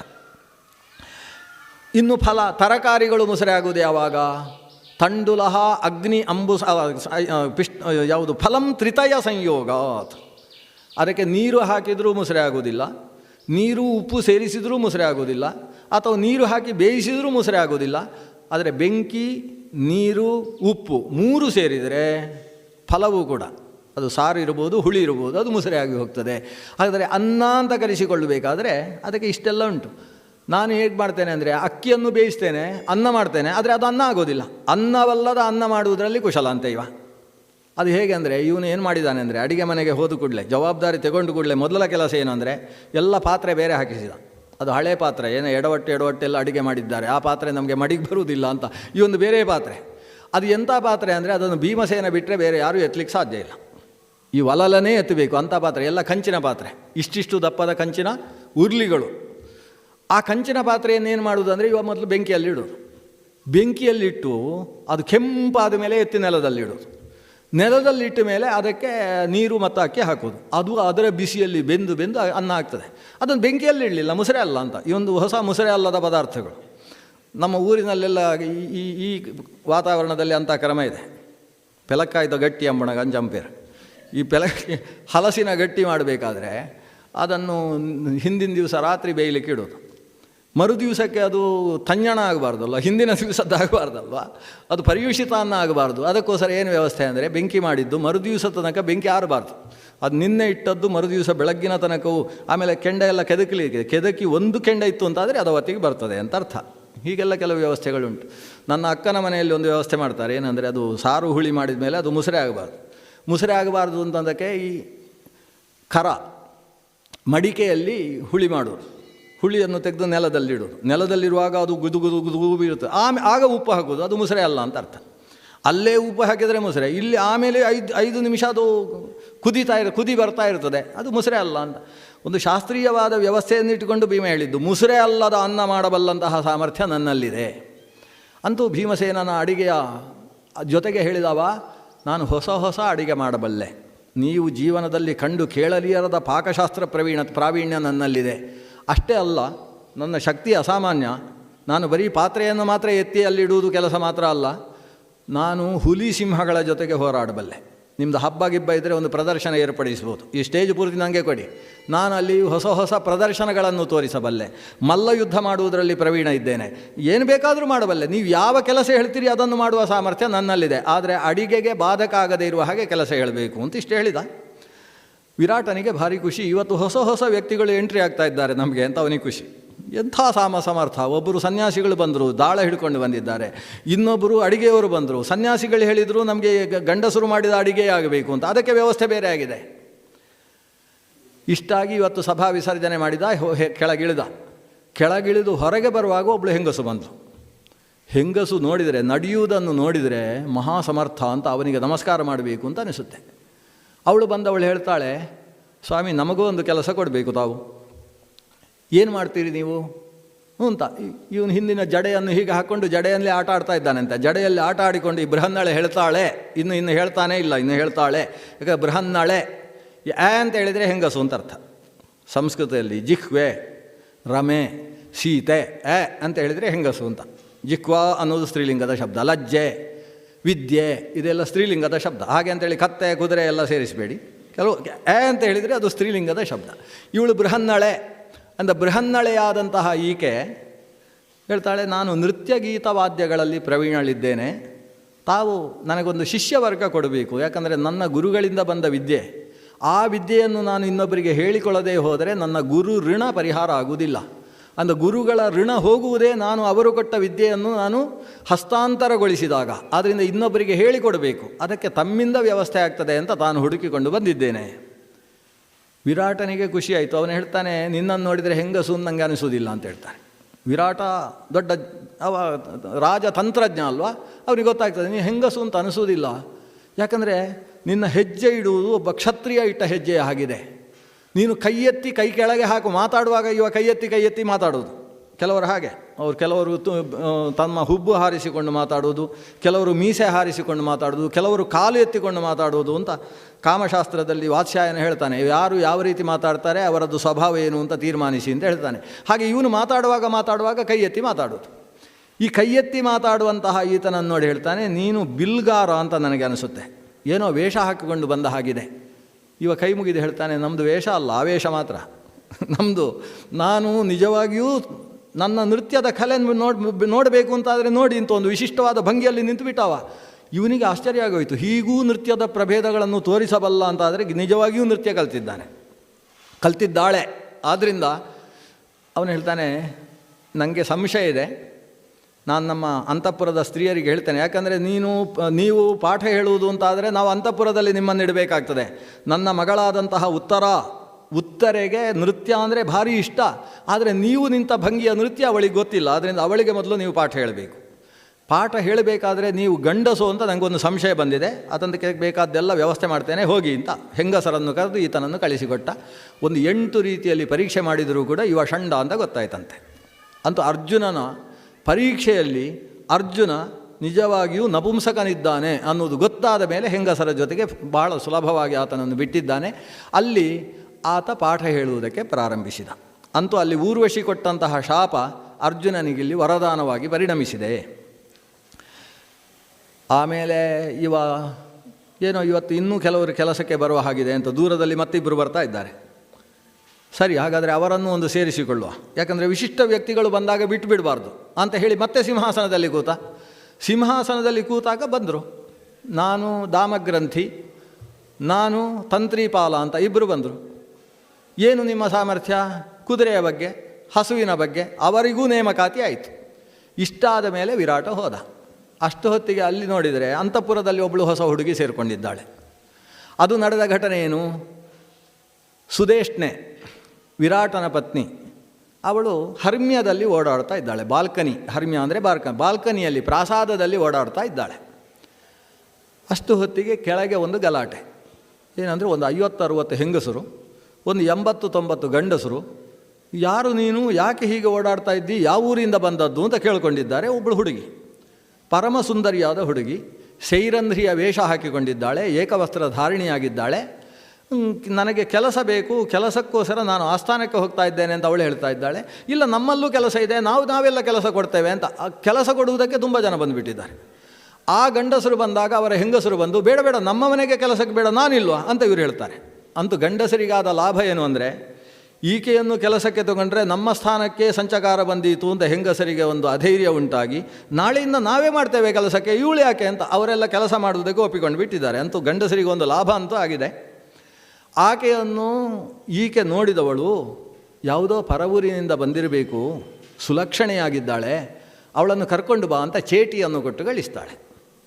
ಈಕೆಯ ದಾಸಿ ಅಲ್ಲಿ ಹೋಗಿ ಆಕೆ ಹತ್ರ ಮಾತಾಡ್ತಾಳೆ. ರಾಜ ಪತ್ನಿಯಾದಂತಹ ಸುದೇಶ್ನೆ ಆಹ್ವಾನಿಸಿದ್ದಾಳೆ, ಅಲ್ಲಿ ಬಾ, ಅಲ್ಲಿ ಕಾಣಿಸ್ತಾ ಇದ್ದಾಳಲ್ಲ ಅವಳು ಕರೀತಾ ಇದ್ದಾಳೆ.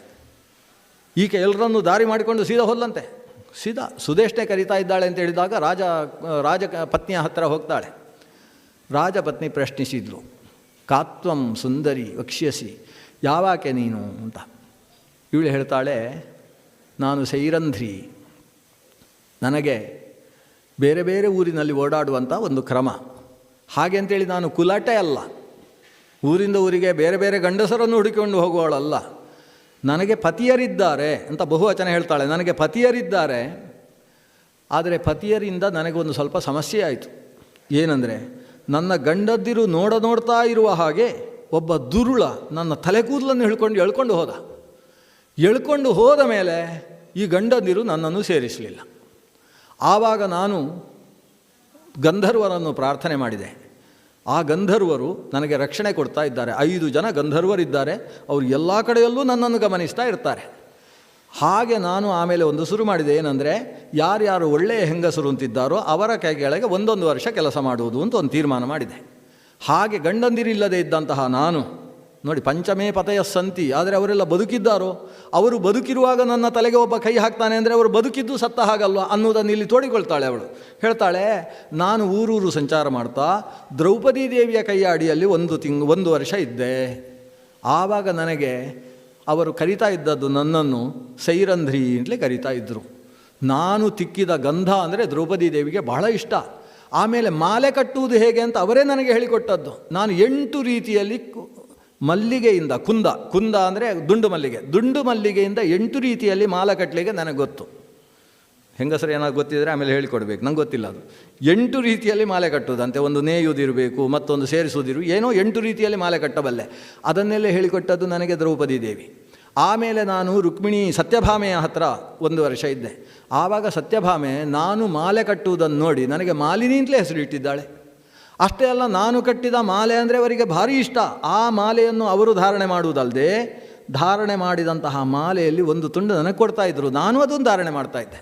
ರುಕ್ಮಿಣಿ ಸತ್ಯಭಾಮೆ ಧಾರಣೆ ಮಾಡಿದ ಪುಷ್ಪ ಅಂದರೆ ನನಗೆ ಭಾರಿ ಇಷ್ಟ. ಆಮೇಲೆ ಊರಿನವರೆಲ್ಲ ನನ್ನನ್ನು ಮಾಲಿನಿ ಅಂತಲೇ ಕರೀತಾ ಇದ್ದರು. ಈಗ ನಾನು ನಿಮ್ಮಲ್ಲಿ ಬಂದಿದ್ದೇನೆ, ನನಗೆ ಒಳ್ಳೆಯ ಪ್ರೌಢಿಮೆ ಇರುವುದು ಯಾವುದರಲ್ಲಿ ಅಂದರೆ ತಲೆಕೂದಲು ಕಟ್ಟುವುದರಲ್ಲಿ, ಕೇಶವಿನ್ಯಾಸದಲ್ಲಿ ಪ್ರೌಢಿಮೆ ಇದೆ. ನೀವು ಕಟ್ಟಿದ ಕೇಶವಿನ್ಯಾಸ ಸರಿ ಇಲ್ಲ, ನಾನು ಸರಿ ಮಾಡ್ತೇನೆ ಅಂತ ಅಲ್ಲೇ ಸರಿ ಮಾಡಿಬಿಡ್ತಾಳೆ ಇವಳು. ಇದನ್ನು ನೋಡಿ ಸುದೇಶ್ನೆಗೆ ಇವಳು ನಮ್ಮ ಹತ್ರ ಬೇಕು ಅಂತ ಅನಿಸಿತು. ಯಾಕಂದರೆ ಇಷ್ಟು ಚೆನ್ನಾಗಿ ಕನ್ನಡಿಯಲ್ಲಿ ನೋಡಿದರೆ ಇಲ್ಲಿಯ ತನಕ ನಾನು ಈ ರೀತಿ ಕೇಶವಿನ್ಯಾಸ ಮಾಡಲಿಲ್ಲ. ಆದರೆ ಅವಳು ಹೇಳ್ತಾಳೆ, ನಿನ್ನನ್ನು ನಾನಿಟ್ಟುಕೊಳ್ಳುವುದಿಲ್ಲ, ಯಾಕಂದರೆ ನನ್ನ ಗಂಡನ ಮೇಲೆ ನನಗೆ ಸಂಶಯ ಅಂತ ಹೇಳ್ತಾಳೆ. ದ್ರೌಪದಿ ದೇವಿ ಹೇಳ್ತಾಳೆ, ನನ್ನನ್ನು ಯಾರೂ ಕತ್ತೆತ್ತಿ ನೋಡುವ ಹಾಗಿಲ್ಲ. 5 ಗಂಧರ್ವರ ಸಂರಕ್ಷಣೆ ನನ್ನ ಮೇಲೆ ಇದೆ. ಅಕಸ್ಮಾತ್ ಅದು ನಿನ್ನ ಪತಿಯೇ ಆದರೂ ನನ್ನ ಮೇಲೆ ಕೈ ಮಾಡುವುದಕ್ಕೆ ಬಂದರೆ ಮರುದಿವಸ ಆತ ಹಾಸಿಗೆಯಿಂದ ಏಳುವುದಿಲ್ಲ. ಇಷ್ಟೊತ್ತಿಗೆ ಸುದೇಶ್ನಿಗೆ ಮೈ ನಡುಗುವುದಕ್ಕೆ ಪ್ರಾರಂಭ ಆಯಿತು. ಹಾಗಾದರೆ ನಾನು ಮನೆಯಲ್ಲಿ ಇಟ್ಟುಕೊಳ್ಳೋದಿಲ್ಲ ನಿನ್ನನ್ನು ಅಂತ ಹೇಳ್ತಾಳೆ. ಮೊದಲು ನಿನ್ನನ್ನು ಮನೆಯಲ್ಲಿ ಇಟ್ಟುಕೊಂಡ್ರೆ ನನ್ನ ಗಂಡನಿಂದ ಸಮಸ್ಯೆ, ನನ್ನನ್ನೇ ನಾಳೆ ದೂರ ಮಾಡಿ ನೀನು ನನ್ನ ಆಸನದಲ್ಲಿ ಬರ್ತೀಯೋ ಏನೋ.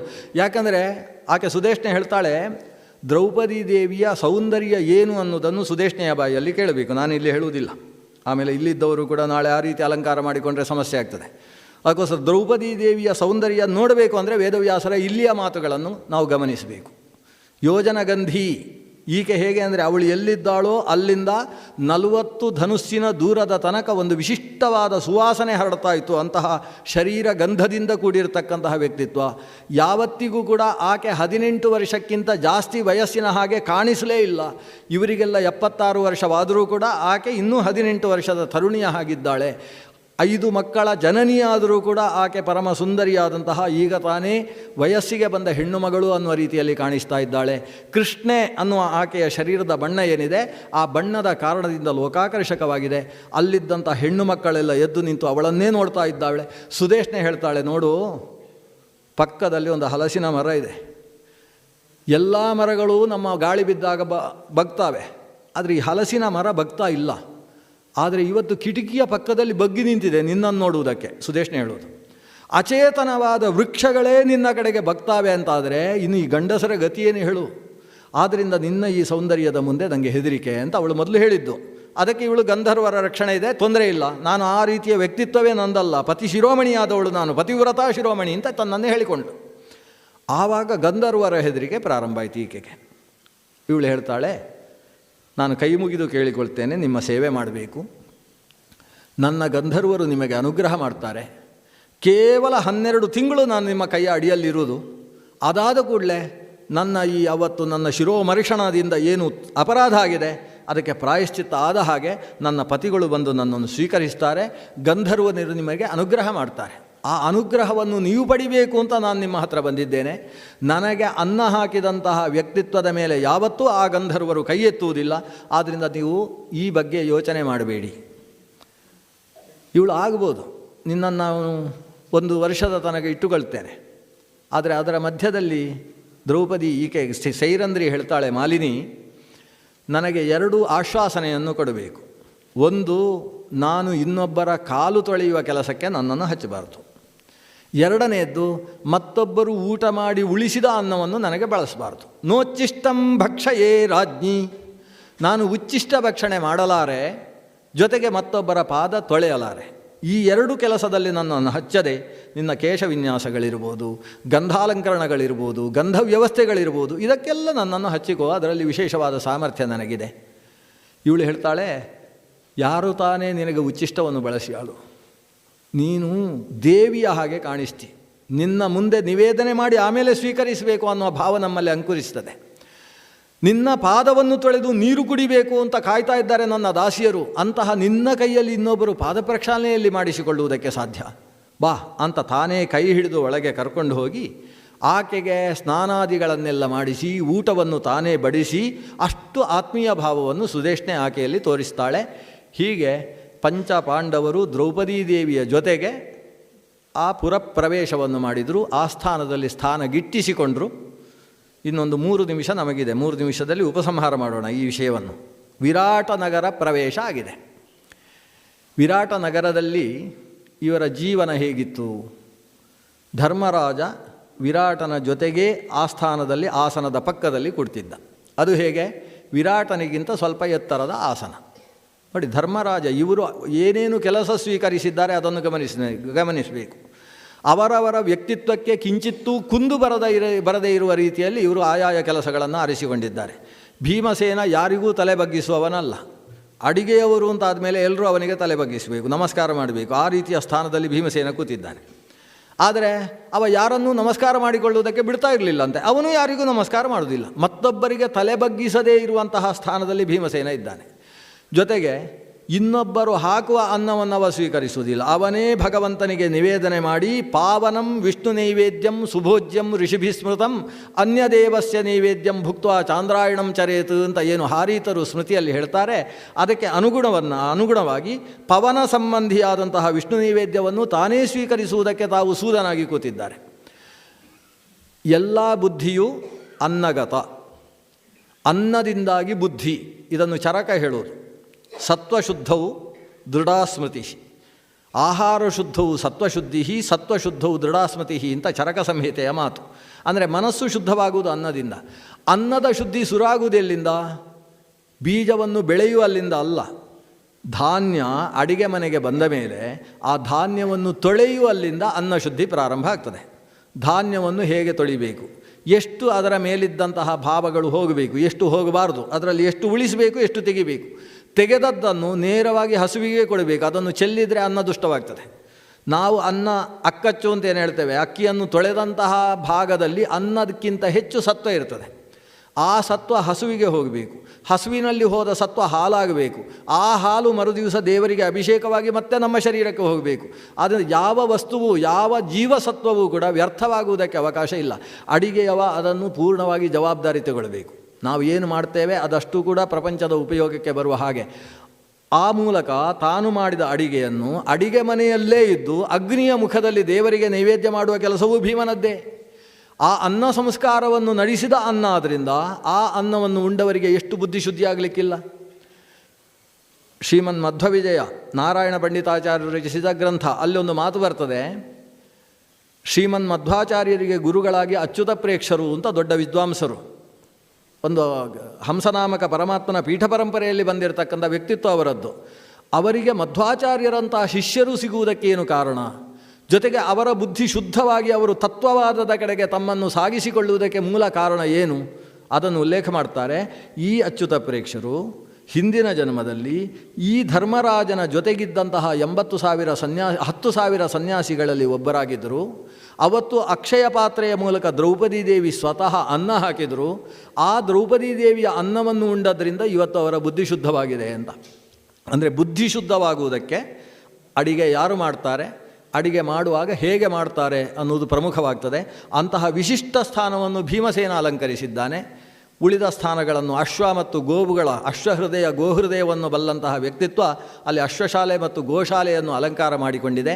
ಆದ್ದರಿಂದ ವಿರಾಟರಾಜನ ಮನೆ ಅವತ್ತಿನಿಂದ ದೇವಲೋಕದ ನಂದನ ವನವೋ ಅನ್ನುವ ಹಾಗೆ ಕಂಗೊಳಿಸಿತು. ಎಂತಹ ವ್ಯಕ್ತಿತ್ವ ನಮ್ಮ ಮನೆಯಲ್ಲಿ ಸೇರಿಕೊಂಡಿದೆ, ನಮಗೆ ಯಾವ ಭಯವೂ ಇಲ್ಲ, ಎಲ್ಲ ಜವಾಬ್ದಾರಿಯನ್ನು ಯೋಗ್ಯ ಸ್ಥಾನದಲ್ಲಿ ಕೊಟ್ಟಿದ್ದೇನೆ ಅಂತ ವಿರಾಟ ಸಂಪೂರ್ಣ ನಿರಾಳವಾಗಿ ಕಂಕನ ಜೊತೆಗೆ ಶಾಸ್ತ್ರ ವಿಚಾರ ವಿಮರ್ಶೆಯೇ ಜೊತೆಗೆ ದಾಳಗಳಲ್ಲಿ ಹೊಸ ಪಟ್ಟುಗಳನ್ನು ಅಭ್ಯಾಸ ಮಾಡ್ತಾ ಆನಂದದಿಂದ ವಿರಾಟ ನಗರ ನಡೆದಿದೆ ಅನ್ನುವ ಚಿಂತನೆಯ ಜೊತೆಗೆ ಇವತ್ತಿನ ಆರಂಭದ ಉಪನ್ಯಾಸವನ್ನು ಭಗವಂತನಲ್ಲಿ ಸಮರ್ಪಣೆ ಮಾಡೋಣ. ನಮ್ಮದು ಈ ಸಲದ ಸಮಯ 5:45 ಅಲ್ವಾ, ದಿವಸ ಕಾಲ ಸ್ವಲ್ಪ ವ್ಯತ್ಯಾಸ ಆಗಿದೆ. ನಾಳೆ 5:45 ಸರಿಯಾಗಿ ಮುಂದಿನ ಚಿಂತನೆಯನ್ನು ನಡೆಸೋಣ. ಶ್ರೀಕೃಷ್ಣಾರ್ಪಣಮಸ್ತು.